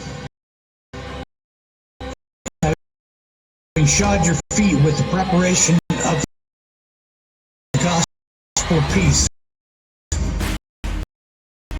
Above all, taking the shield of faith, with which you will be able to quench all the fiery darts of the wicked one, and take the helmet of salvation and the sword of the Spirit, which is the word of God, praying always with all prayer and supplication in the Spirit, being watchful to stand with all the perseverance and supplication for all the saints, and for me, that utterance may be given to me, that I may open my mouth boldly to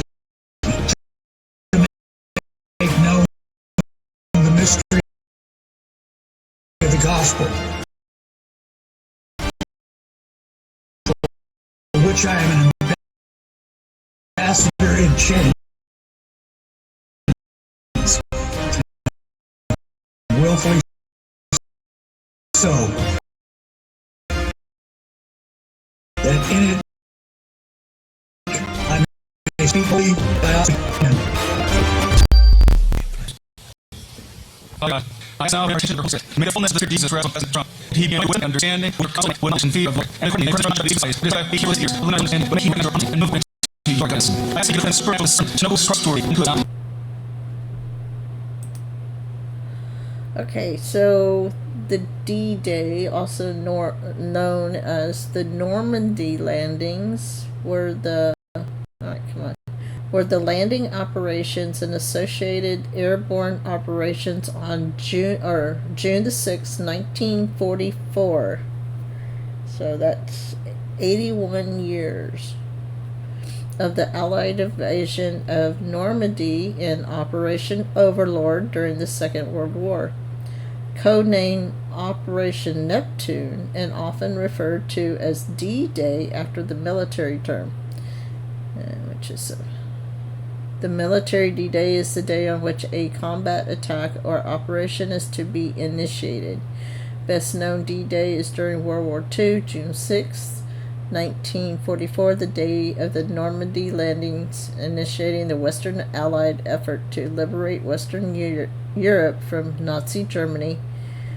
So it is the largest seaborne invasion in history. The operation began the liberation of France and the rest of the Western Europe and foundations of the Allied victory on the Western Front. Planning for the operation began in 1943. In the months leading up to the invasion, the Allies conducted a substantial military deception codenamed Operation Bodyguard. So, Operation Bodyguard was a code name for a World War II deception strategy employed by the Allied states before the 1944 invasion of Northwest Europe.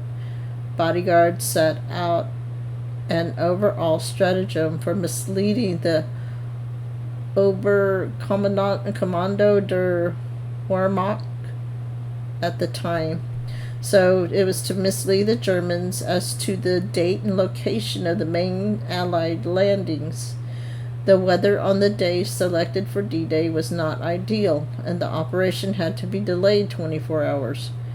A further postponement would have meant a delay of at least 2 weeks, as the planners had requirements for the phase of the moon, the tides, the time of day that meant only a few days each month were deemed suitable. Adolf Hitler placed the Field Marshal Erwin Rommel in command of German forces in developing fortifications along the Atlantic Wall in anticipation of an invasion. U.S. President Franklin D. Roosevelt placed Major General Dwight D. Eisenhower in command of Allied forces. The invasion began shortly after midnight on the morning of June 6th, with extensive aerial and naval bombardment, as well as airborne assault, the landing of 24,000 American, British, and Canadian airborne troops. The early morning aerial assault was soon followed by Allied amphibious landings on the coast of France. So 6:30. The target 50-mile or 80-kilometer stretch of the Normandy coast was divided into sectors: Utah, Omaha, Gold, Juneau, and Sword. Let's see, Utah. So Utah, commonly known as Utah Beach, was the code name for one of the 5 sectors of the Allied invasions of German-occupied France in the Normandy landings of June 6, 1944, during World War II. And then Omaha Beach was one of the 5 beaches. Gold, commonly known as Gold Beach, was the code name for one of the 5 areas of the Allied invasion of German-occupied France in the Normandy landings on June 6, 1944, during the Second World War. Let's see, Juneau Beach was one of 5 beaches. So the beach spanned from Corsolas, a village just east of the British beach, Gold, to St. Aubin-sur-Mer. And then Sword, commonly known as Sword Beach. Okay, so strong winds blew the landing craft east of their intended positions, particularly at Utah and Omaha. The man landed under heavy fire from gun emplacements overlooking the beaches, and the shore was mined, so they had mines in there, and covered with obstacles such as wooden stakes, metal tripods, and barbed wire, making the work of the beach clearing teams difficult and dangerous. The highest number of casualties was at Omaha, with its high cliffs. At Gold, Juneau, and Sword, several fortified towns were cleared in house-to-house fighting, and 2 major gun emplacements at Gold were displaced or were disabled using specialized tanks. The Allies were able to establish beachheads at each of the 5 landing sites on the first day, but Caratan, St. Lo, and Bayeux remained in German hands. Cayenne, a major objective, was not captured until July the 21st. Only 2 of the beaches, Juneau and Gold, were linked on the first day, and all 5 beachheads were not connected until the 12th of June. German casualties on D-Day were estimated at 4,000 to 9,000 men. That's a pretty big difference.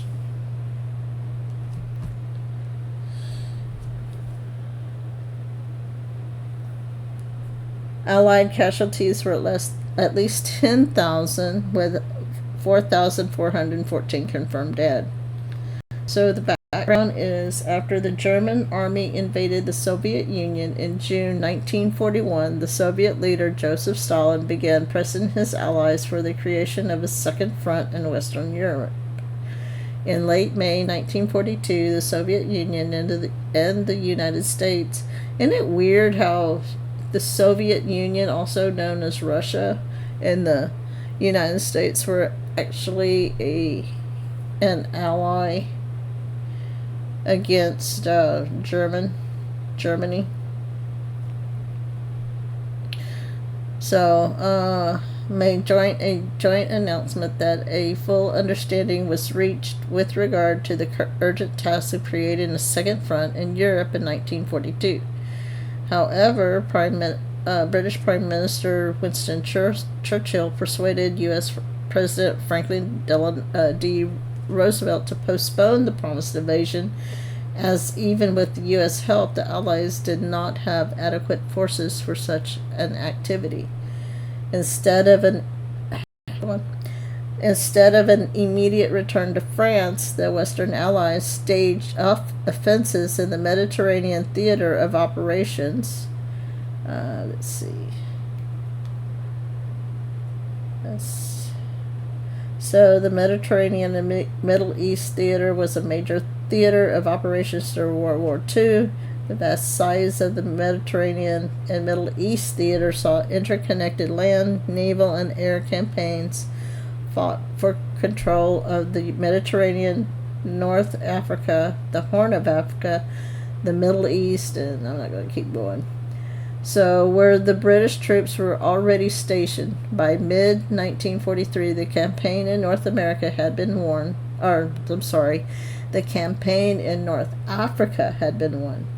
The Allies had then launched the invasion of Sicily in July 1943 and subsequently invaded the Italian mainland in September the same year. By then, Soviet forces were on the offensive and had won a major victory at the Battle of Stalingrad. The decision to undertake a cross-channel invasion within the next year was taken at the Trident Conference in Washington in May 1943. Interesting. So the Third Washington Conference was held in Washington, D.C. from May the 12th to May the 25th of 1943.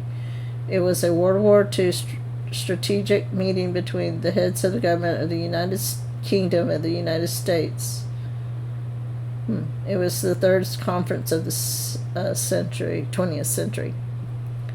So initial planning was constrained by the number of available landing craft, most of which were already committed in the Mediterranean and Pacific. At the Tehran Conference,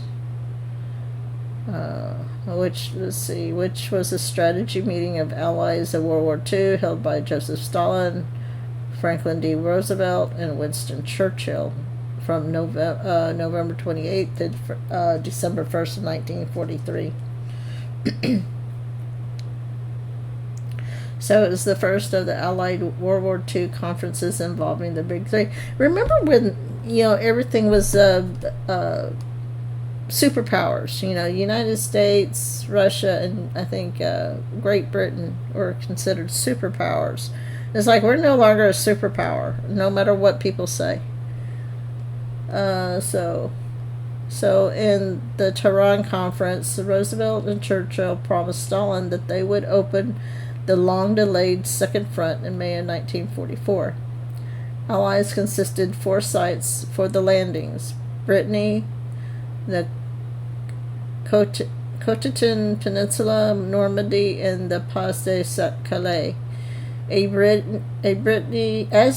and Cotentin were peninsulas, it would have been possible for the Germans to cut off Allied advance at relatively narrow isthmus, so these sites were rejected, with the Pas de Calais being the closest point in continental Europe to Britain. The Germans considered it to be the most likely initial landing zone, so it was the most heavily fortified region, but it offered few opportunities for expansion as the area is bounded by numerous rivers and canals, whereas landing on a broad front in Normandy would permit simultaneous threats against the port of Cherbourg, coastal ports further west in Brittany, and an overland attack towards Paris and eventually into Germany. Normandy was hence chosen as a landing site. The most serious drawback of the Normandy coast, the lack of port facilities, would be overcome through the development of artificial mulberry harbors. So these were two temporary portable harbors developed by the British Admiralty and War Office during the Second World War to facilitate the rapid offloading of cargo on beaches during the Allied invasion of Normandy in June of 1944. So they were designed in 1942. So a series of modified tanks nicknamed Hobart's Funnies. Interesting. So, oops. So let's see. Come on. Okay. So let's see. Nickname, number of specialist armored fighting vehicles derived from tanks operated during the Second World War by units of the 79th Armored Division of the British Army or by specialists from the Royal Engineers.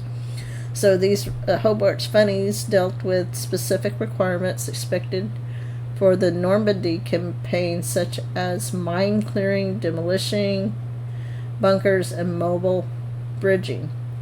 The Allies planned to launch the invasion on May the 1st of 1944. The initial draft of the plan was accepted at the Quebec Conference in August of 1943. So, the first Quebec Conference, codenamed Quadrant, was a highly secret military conference held during World War II by the governments of the United Kingdom, Canada, and the United States. So General Dwight D. Eisenhower was appointed commander of the Supreme Headquarters Allied Expeditionary Force. General Bernard Montgomery was named commander of the 21st Army Group, which comprised all land forces involved in the invasion. On the 31st of December 1943, Eisenhower and Montgomery first saw the plan, which proposed amphibious landings by 3 divisions with 2 more divisions in support. The two generals insisted that the scale of the initial invasion be expanded to 5 divisions with airborne descents by 3 additional divisions to allow operations on a wider front and to hasten the capture of Cherbourg. The need to acquire or produce extra landing craft on the expanded operation meant that the invasion had to be delayed to June.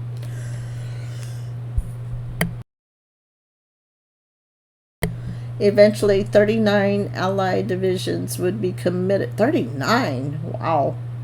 Allied divisions would be committed to the Battle of Normandy. 22 American, 12 British, 3 Canadian, and 1 Polish and 1 French, totaling over 1 million troops. So, Operation Overlord was the name assigned to the establishment of a large-scale lodgment on the continent. The first phase, the amphibious invasion and establishment of a second foothold, was codenamed Operation Neptune. To gain the air superiority needed to ensure a successful invasion, the Allies undertook a bombing campaign codenamed Operation Point Blank. Let's see, the Operation Point Blank was the codename of the Allied combined bomber offensive intended to cripple or destroy the German aircraft fighter strength, thus drawing it away from the front line operations. So, Operation Point Blank that targeted German aircraft production, fuel supplies, and airfields. Elaborate deceptions code-named Operation Bodyguard. Gosh, look at all these code names. It's like, alright, I guess they're all compartmentalized. Let's see. So, codename were undertaken in the months leading up to the invasion to prevent the Germans from learning the timing and location of the invasion. The landings were to be preceded by airborne operations near Caen on the eastern flank to secure the Orne River bridges and north of Carrington on the western flank. The Americans assigned to land at Utah Beach and Omaha Beach were to attempt to capture Carrington and St. Lo the first day, then cut off Cotentin Peninsula and eventually capture the port facilities at Cherbourg. The British at Sword and Gold Beaches and the Canadians at Juno Beach would protect the U.S. flank and attempt to establish airfields near Caen the first day. A sixth beach, codenamed Band, was considered to the east of the Orne. A secure lodgment would be established with all invading forces linked together with an attempt to hold all territory north of Avranches Falaise line within the first 3 weeks. Montgomery envisaged a 90-day battle lasting until all Allied forces reached the River Seine.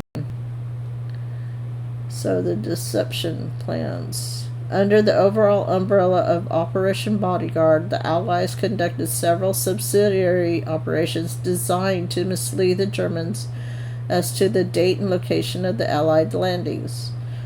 Operation Fortitude, let's see, military deception operation by the Allied nations apart. Included Fortitude North, a misinformation campaign. Misinformation, how about that? Using fake radio traffic. So, guys, they still do the same thing to lead the Germans into expecting an attack on Norway. And Fortitude South, the major deception involving the creation of a fictitious 1st United States Army Group. So 1st United States Army Group was a fictitious Allied Army group in World War II prior to D-Day, part of Operation Quicksilver. Man, can they come up with any more code names or operations? Created to deceive the Germans about where the Allies would land in France. To attract Axis attention, prominent U.S. general was placed in command. So the 1st United States Army Group under Lieutenant General George S.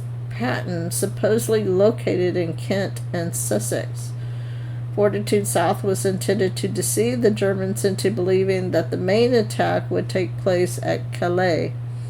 Genuine radio messages from 21st Army Group were first routed to Kent via landline, then broadcast to give the Germans the impression that most of the Allied troops were stationed there.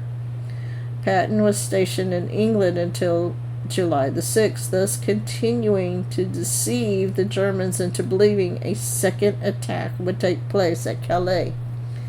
Many of the German radar stations on the French coast were destroyed in preparation for the landings. In addition, on the night before the invasion, a small group of special service operators deployed dummy paratroops over Le Havre and Isigny. So here's the emblem. You got the wings and the sword. So Special Air Forces. So it was founded as a regiment in 1941 by David Sterling, and in 1950 it was reconstituted as a corps.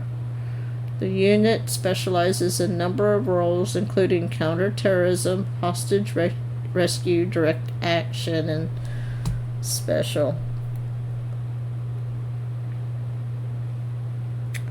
So these dummies led the Germans to believe that an additional airborne landing had occurred. On that same night, Operations Taxable, Glimmer, and Big Drum were tactical military deceptions conducted on June the 6th, 1944, in support of the Allied landings in Normandy. The operations formed the naval component of Operation Bodyguard, a wider series of tactical and strategic deception surrounding the invasion. And then so this is the number 1617 squadron of the Royal Air Force aircraft squadron, known as the Dam Busters, for its actions during Operation Chastise against German dams.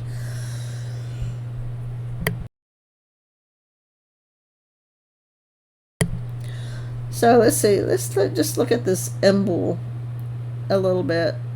Can't see it very well, but you got the crown. You get like what? Leaves. You got like a lightning bolts on this platform. I think that's supposed to be water, or the bridge, maybe the captain's bridge. Interesting. Let's see.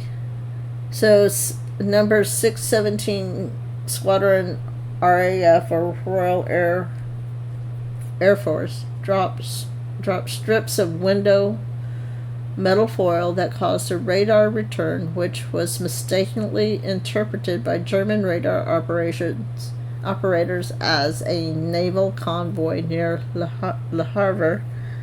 I don't know how to pronounce that. The illusion was bolstered by a group of small vessels towing barrage balloons. A similar deception was undertaken near Boulogne-sur-Mer by Pas de Calais area by the number 218th Squadron. It was also known as number 218 Squadron after the governor of the Gold Coast, and the people of the Gold Coast officially adopted the squadron. So in Operation Glimmer, and that's its, let's see, I don't know.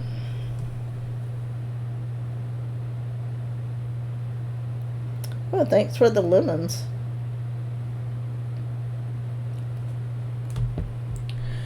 So, do we really want to know about the weather? So, the invasion planners determined a set of conditions involving the phase of the moon, the tides, and the time of day that would be satisfactory on only a few days in each month. A full moon was desirable, as it would provide illumination for aircraft pilots and have the highest tides. The Allies wanted to schedule the landings for shortly before dawn, midway between low and high tide, with the tide coming in. This would improve the visibility of obstacles on the beach while minimizing the amount of time the men would be exposed in the open. Eisenhower had tentatively selected June the 5th. Interesting. So June the 5th was a tentative. I just keep remembering when President Trump was at that rally for, I think it was Kemp and Purdue during the 2020 back in December. He made the comment, he made such an offhand comment about be sure to vote on June the 5th. So I always feel like that there's something special about June the 5th, because he never does kind of make he never makes any kind of, he just doesn't throw out just anything. Hey, the Landrys, do you want to call in? I can call in if you want to at the end of at the end of this. So, as the date for the assault, however, on June the 4th, conditions were unsuitable for landing. High winds and heavy seas made it impossible to launch landing craft, and low cloud cover would prevent aircraft from finding their targets. The weather forecast that reported the storms was sent from a weather station on the western coast of Ireland. Group Captain James Stagg of the Royal Air Force met Eisenhower on the evening of June the 4th. He and his meteorological team predicted that the weather would improve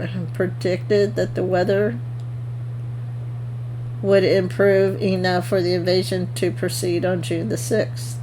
The next available dates with the required tidal conditions but without the desirable full moon would be 2 weeks later, from the 18th to the 20th of June. Postponement of the invasion would have required recalling men and ships already in position to cross the English Channel, and would have increased the chance that the invasion plans would be detected. After much discussion with the other senior commanders, Eisenhower decided that the invasion should go ahead on June the 6th. A major storm battered the Normandy coast from the 19th to the 22nd of June, which would have made the beach landings impossible. Allied control of the Atlantic meant German meteorologists had less information than the Allies on incoming weather patterns. As the Luftwaffe Meteorological Center in Paris was predicting 2 weeks of stormy weather, many Wehrmacht commanders left their posts to attend war games in Rennes. Interesting.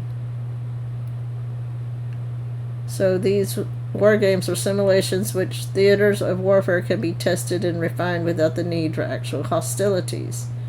Military simulations are seen as a useful way to develop tactical and strategical doctrinal solutions, but critics argue. Well, I mean, come on. Why would they... Okay, that doesn't make sense. Why would they do the...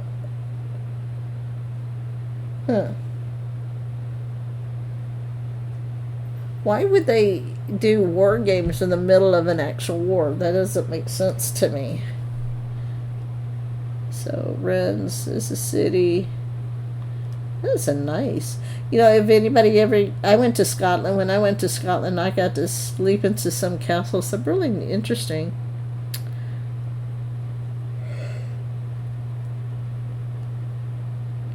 So they went to attend the war games in Rennes, and men in many units were given leave. Field Marshal Erwin Rommel returned to Germany for his wife's birthday and to petition Hitler for additional panzer divisions. Headless. Interesting that they... So, order of battle. Germany had at its disposal 50 divisions in France and the Low Countries. It's the Low Countries. Let's see, the whole Low Countries, historically known as the Netherlands, is the coastal lowland region in northwestern Europe, forming the lower basin of the Rhine, the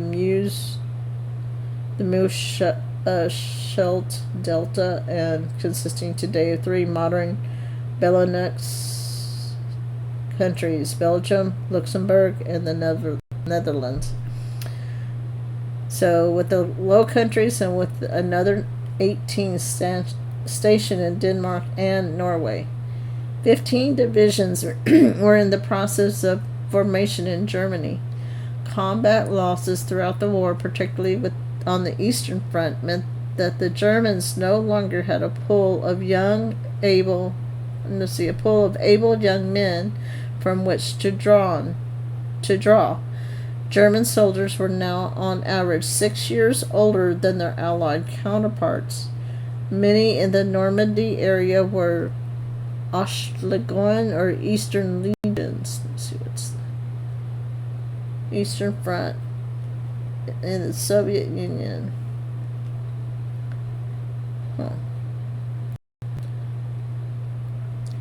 They were provided mainly with unreliable captured equipment and lacked motorized transport. Many German units were under strength. 1944 In early 1944, the German Western Front, or OB West, Western is directly subordinate, was significantly weakened by personnel and material transfers on the Eastern Front during the Soviet Diaper Carpathian Offensive. Oh man, this is strict. On December 24th of 1943 until April the 17th, 1944, the German High Command was forced to transfer the entire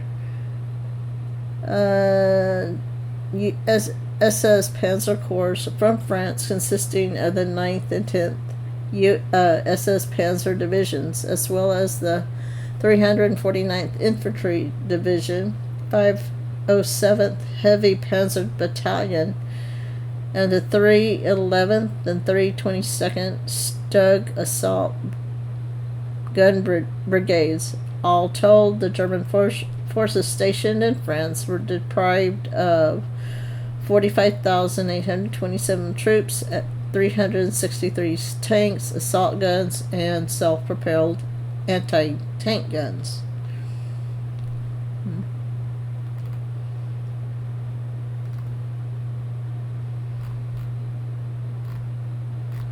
Oh, that's a long...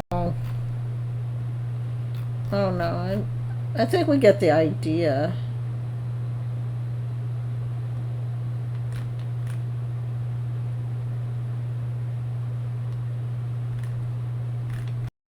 I just thought that was interesting because this is the day before D-Day, the anniversary of the date before D-Day.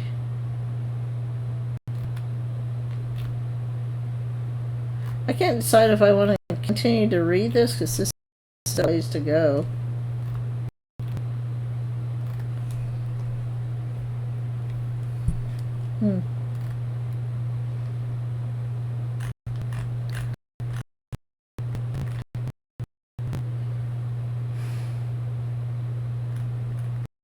I just using all the German words and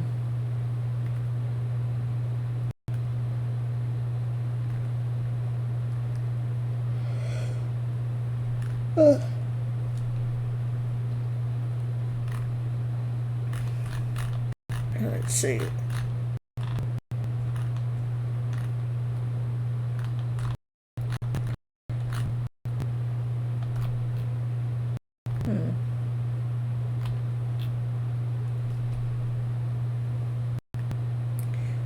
So, German Supreme Commander was Adolf Hitler.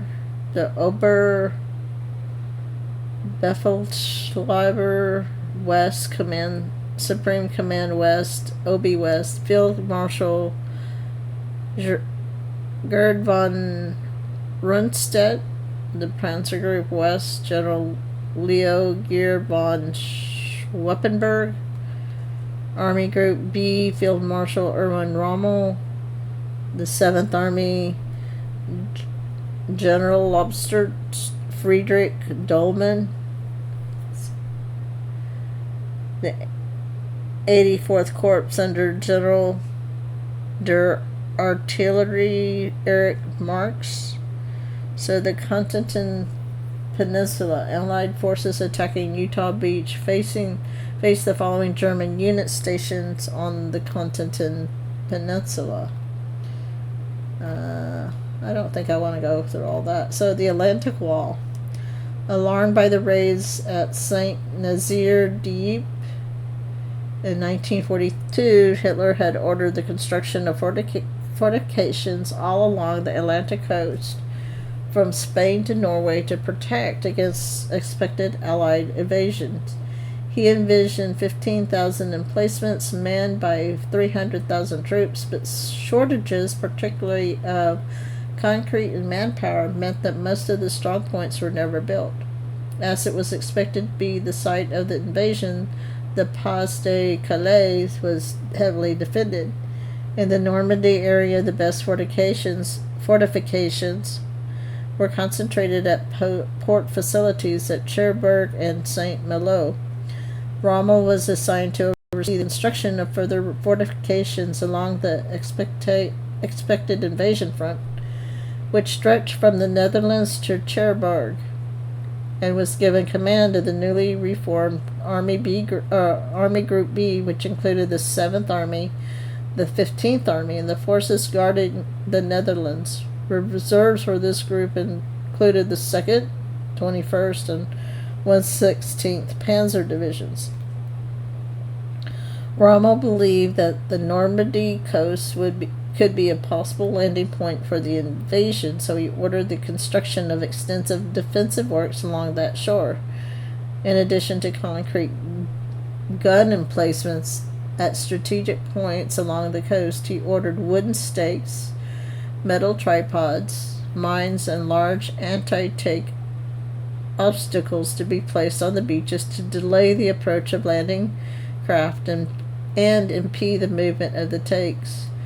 Expecting the Allies to land at high tide so the infantry would spend less time exposed on the beach, he ordered many of these obstacles to be placed at the high water mark.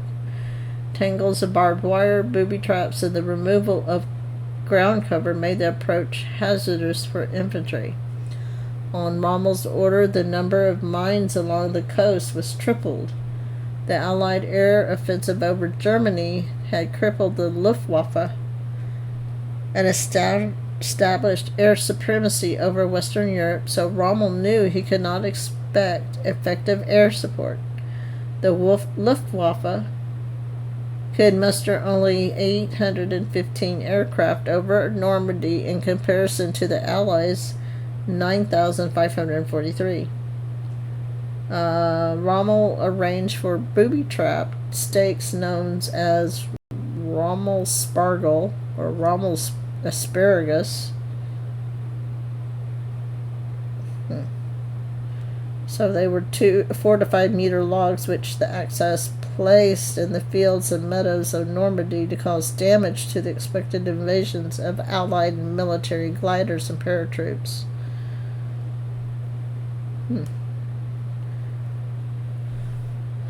German Armaments Minister Albert Speer notes in his 1969 autobiography that the German High Command, concerned about the susceptibility of the airports and port facilities along the North Sea coast, held a conference on June the 6th through the 8th on 1944 to discuss the reinforcing defenses in that area.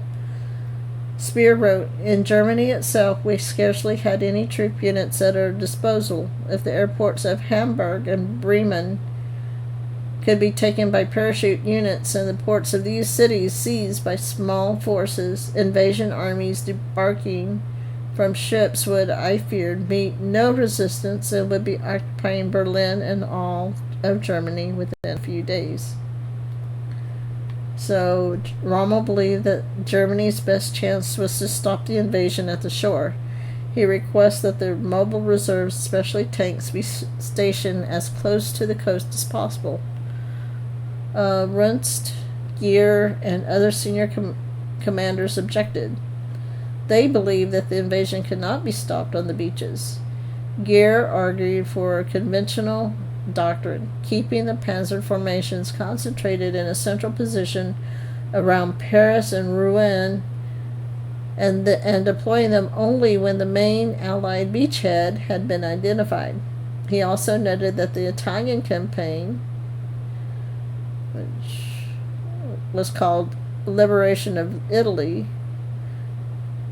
following the German occupation in September 1943, consisted of Allies and Axis operations in and around Italy from 1943 to 1945. So, the armored units stationed near the coast had been damaged by naval bombardment. Rommel's opinion was that because of Allied air supremacy, the large-scale movement of tanks would not be possible once the invasion was underway. Hitler made the final decision, which was to leave 3 panzer divisions under Geer's command and give Rommel the operational control of 3 more as reserves. Hitler took personal control of 4 divisions as strategic reserves, not to be used without his direct orders. So here's the order of battle for the Allies.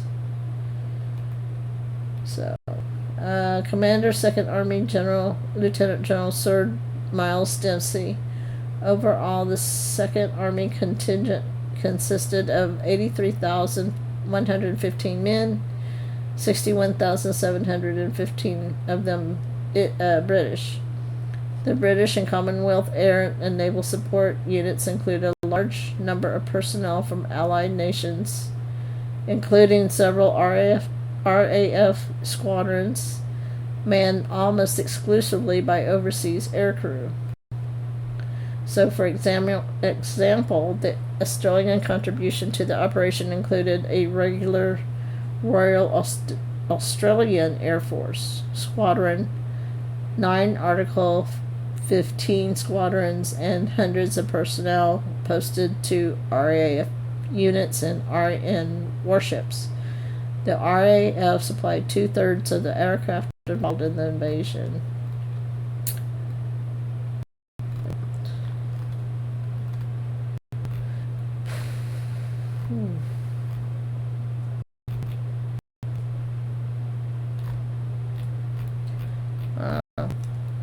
That's a long thing to... This is a long article, or a long narrative about storming the beaches, so...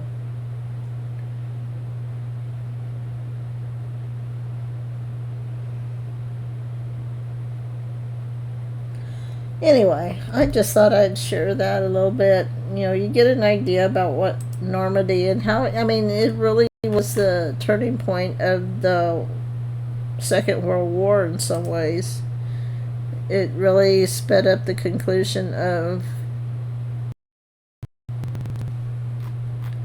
it really did sped up the war.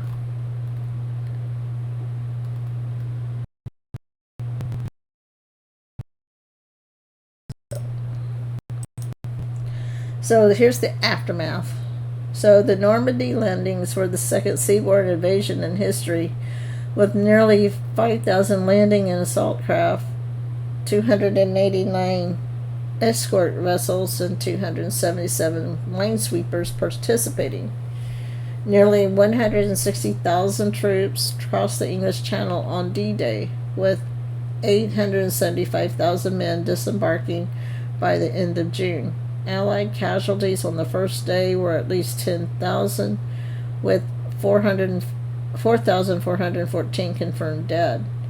And the Germans had 4,000 to 9,000 casualties, killed, wounded, missing, or captured. The Germans never achieved Hitler's stated aim of, quote, throwing the Allies back into the sea on D-Day or at any time thereafter. The Allied invasion plans had demanded a high, rapid build-up of troops and the establishment of a secure bridgehead, which was achieved with fewer casualties than expected. The plan had also called for the capture of Carrington, St. Lo, Cayenne, Bayou on the first day, with all the beaches other than Utah linked with a front line 10 to 16 kilometers or 6 to 10 miles from the beaches. None of these latter objectives were achieved. At Utah, the 4th Division made significant progress inland, making a rendezvous with the airborne troops, and the British and Canadians were between 4 and 7 miles inland, or 6 to 11 kilometers. The 5 beachheads were not connected until June the 12th, by which time the Allies held a front around 97 kilometers or 60 miles long and 24 kilometers or 15 miles deep. Cayenne King, a major objective was still in German hands by the end of D-Day and would not be completely captured until July the 21st. The Germans had ordered French civilians, other than those deemed essential to the war effort, to leave potential combat zones in Normandy. Civilian casualties on D-Day and D+1 are estimated at 3,000. The Allied victory in Normandy stemmed from several factors. German preparations along the Atlantic Wall were only partially finished. Shortly before D-Day, Rommel reported that construction was only 18% complete in some areas as resources were diverted elsewhere. It almost kind of makes you wonder if some of this wasn't planned. Especially knowing what we know now. The deceptions undertaken in Operation Fortitude was successful, leaving the Germans obliged to defend a large stretch of coastline. Rommel was in Berlin, and the forecasted stormy weather meant that some other German commanders and troops were not present in Normandy. The Allies achieved and maintained air supremacy, which meant that the Germans were unable to make observations of the preparations underway in Britain and were unable to interfere via bomber attacks. Infrastructure for transport in France was severely disrupted by Allied bombers and the French resistance, making it difficult for the Germans to bring up reinforcement and supplies. Some of the opening and bombardment was off target or not concentrated enough to have any impact. But the specialized armor worked well except on Omaha, where most of it had been lost at sea, providing close artillery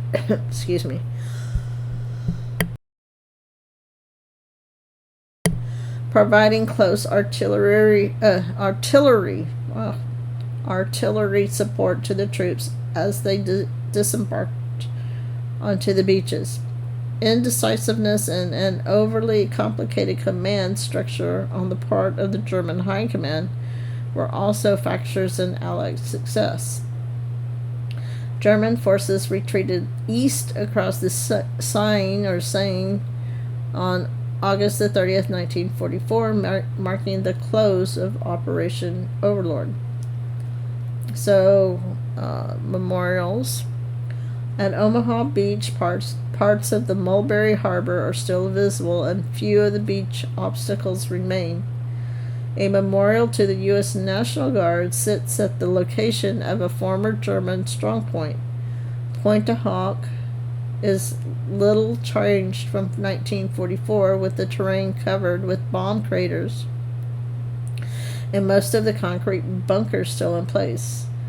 The Normandy American Cemetery Memorial is nearby in Colleyville-sur-Mer. A museum about the Utah landings is located at Sainte-Marie-de-Mont, and there is one dedicated to the activities of the U.S. Airmen at Sainte-Mère-Église. Two German military cemeteries are located nearby. Pegasus Bridge, a target of the British 6th Airborne, was the site of some of the earliest action of the Normandy landings. The bridge was replaced in 1994 by one similar in appearance, and the original is housed on the grounds of a nearby museum complex. Sections of Mulberry Harbor B still sit in the Sea of Arromanches, and the well-preserved Longueuil-sur-Mer battery is nearby. The Juno Beach Center, opened in 2003, was funded by the Canadian federal and provincial governments, France and Canadian veterans. The British Normandy Memorial above Gold Beach was designed by architect Liam O'Connor and opened in 2021. So that was a little bit of a history lesson for everybody. Anybody who likes history, anyway. I kind of like history.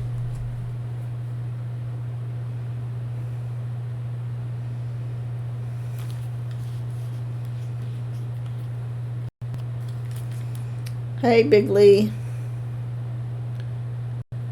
You want to come to the party for a few more minutes? Yeah, I heard that Hawaii was getting some more. Was starting. It had a volcano that was starting to erupt.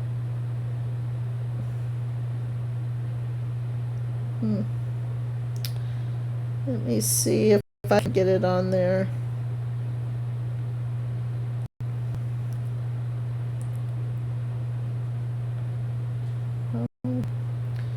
Hold on. I have to go through some hoops to get there.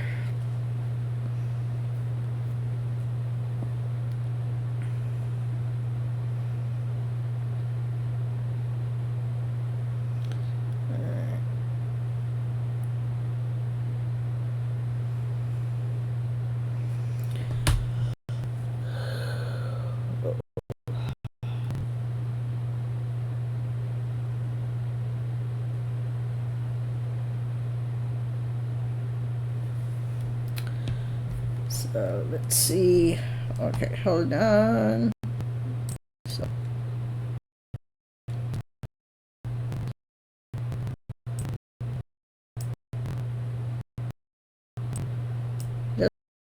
Doesn't look like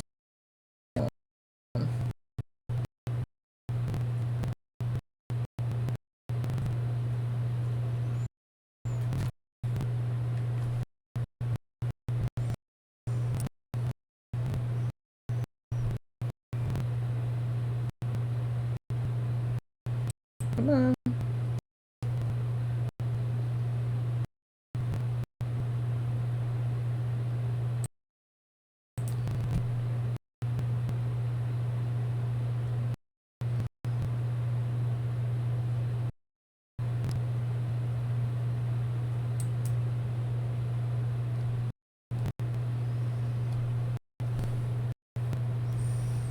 Wow, look at that.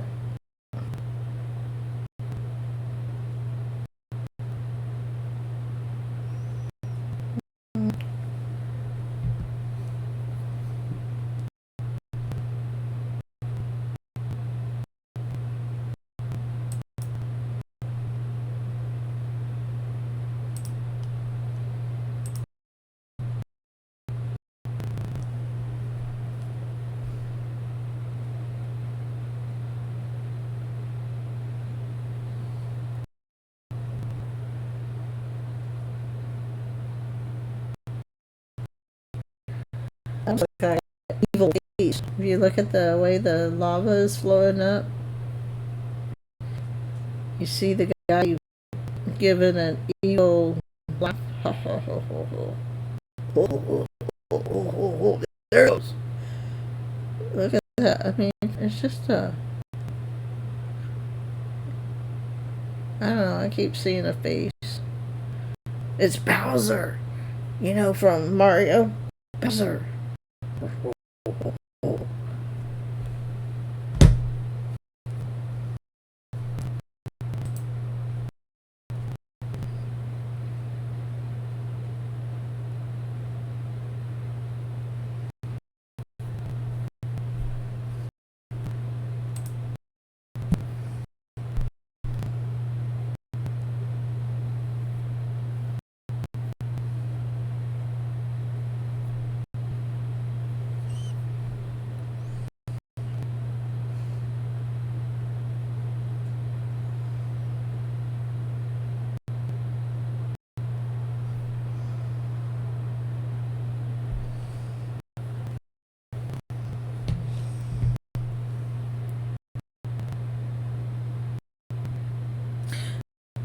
So basically, how long has this been since this volcano has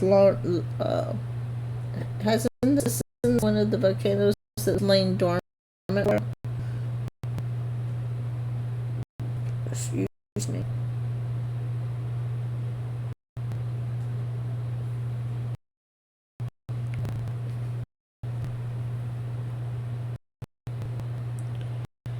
Oh, since the 80s.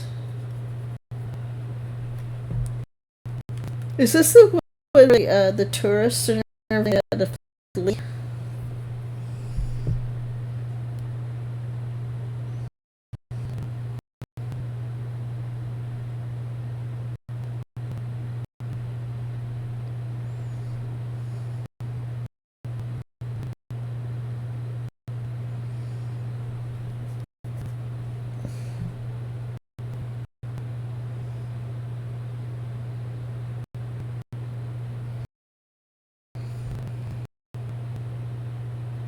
Hmm.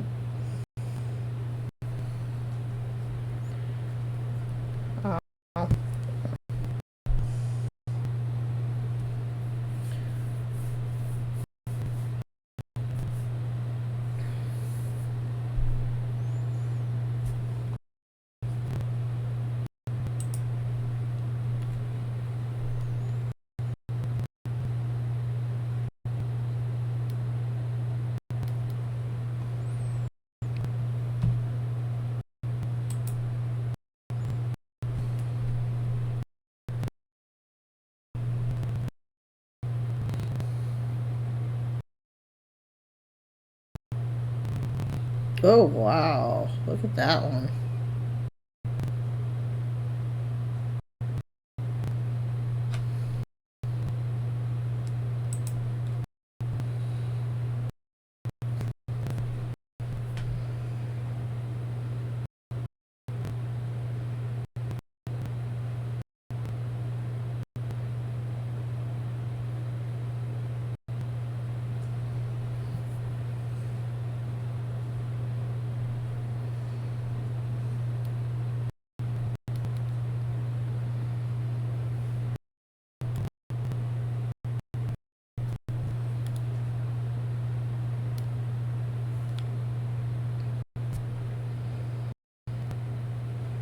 You don't think that this camera angle is good? I think this is, it almost looks like, I mean, if you look here, you see the river starting inside.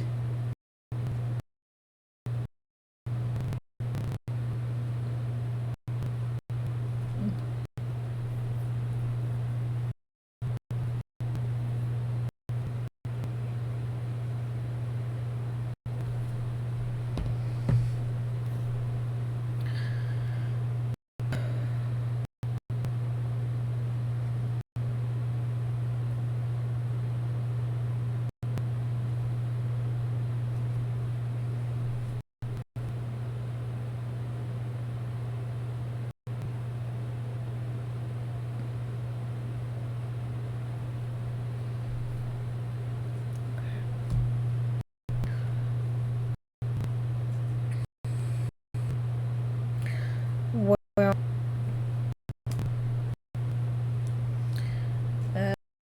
that is definitely interesting. Thanks for sharing that, Big Lee. Let's see. Let's see what this one is real quick.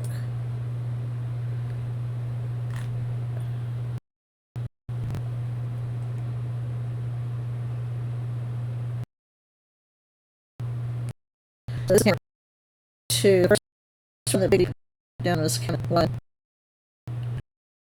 I showed camera three. Okay.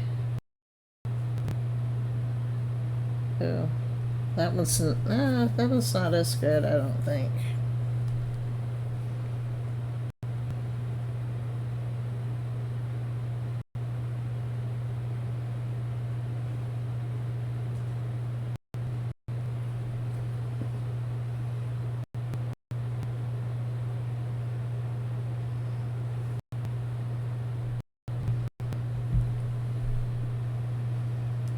Still see the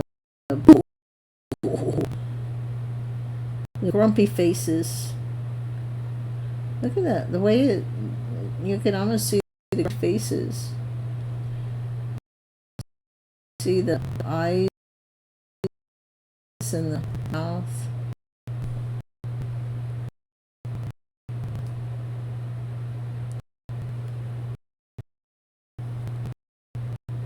Oh. I am.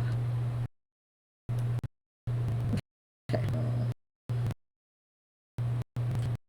I'm going to stop the share and.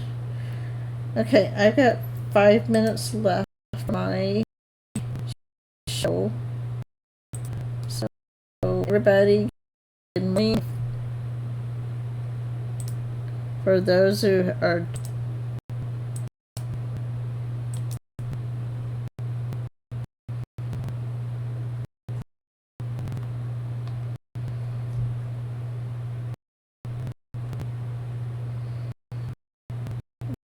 okay, I think I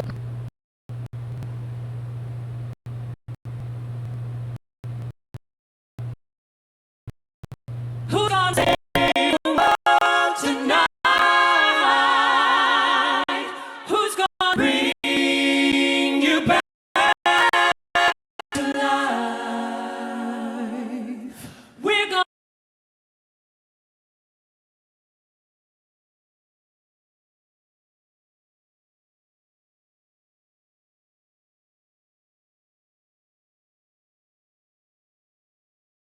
make you and I. We're gonna save the world tonight.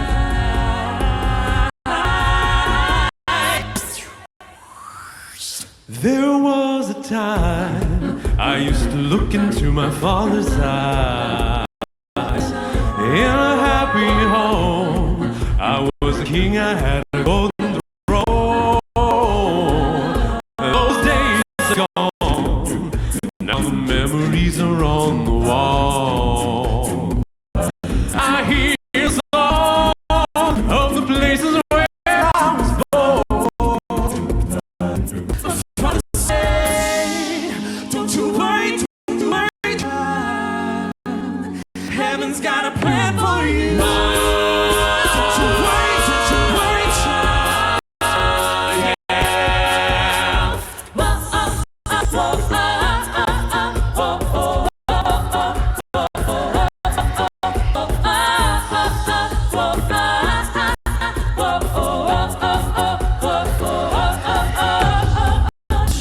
We're far from home, it's for better. What we dream, it's all that matters. We're on our way, united. Turn the crowd up now, we'll not backing down. Shoot down the skyline, watch it in prime time. Turn up the love now, listen up now. Turn up the love. Who's gonna save the world tonight? Who's gonna bring you back to life? We're gonna make you and I. We're gonna save the world tonight. Don't you worry, child.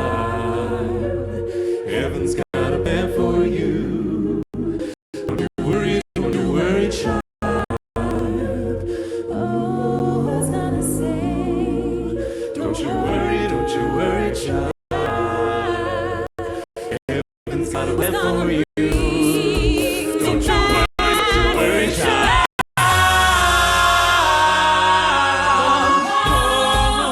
Don't you worry, child. 'Cause I'm gonna bring you back to life.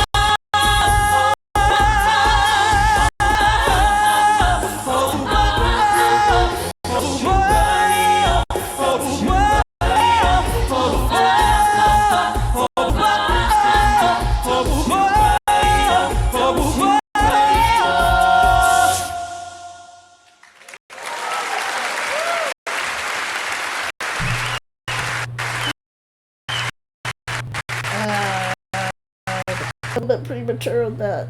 You probably gotta, so you gotta hype mic. Okay, that does it for me for this morning. Say, or how are you, Poe? I'm doing great. How are you doing? I'm all Not right. great because I just woke up. I heard you're winding down, so I just woke up. I got a half a pot working right now. So pretty soon it'll be a full pot. I'll go Yeah. get a cup. Go get if you So need I'll to. come and play some URF. Not if I can go crash. I'll some URF on. She's got a couple new ones. I've got Okay. stuff in my thing I can Sounds play. sounds So- like a plan. What do you think is going on? Do you think everything's just like I keep saying, a movie and nothing, everything's fake, and just to try to get people to start thinking critically, or what? Yeah, well, you got to think of it this way. Think of all the stuff we've been through. Everything. Yeah. Yeah. Well, I will let you get to it, and chat. It's been nice, and I'll see y'all next time. I'll see you in the funny papers. Have a good Like that. week. All right. You have a great night or a You great too. sleep, whatever. I'm gonna try to get about 2-3 hours. All right, that's what I do. I do 2-3 hours, wake up, and do 2-3 more hours. Yeah, whatever. It I don't wish matter. I'm up now, so. I wish my eyes would accept that. It's getting harder and harder to drink. So, anyhow, I know. It's hard to stay up sometimes. It's so late. yeah. Alrighty. So. All Good right. night. You two have a good week. If I don't talk to you between now and the time I talk to you.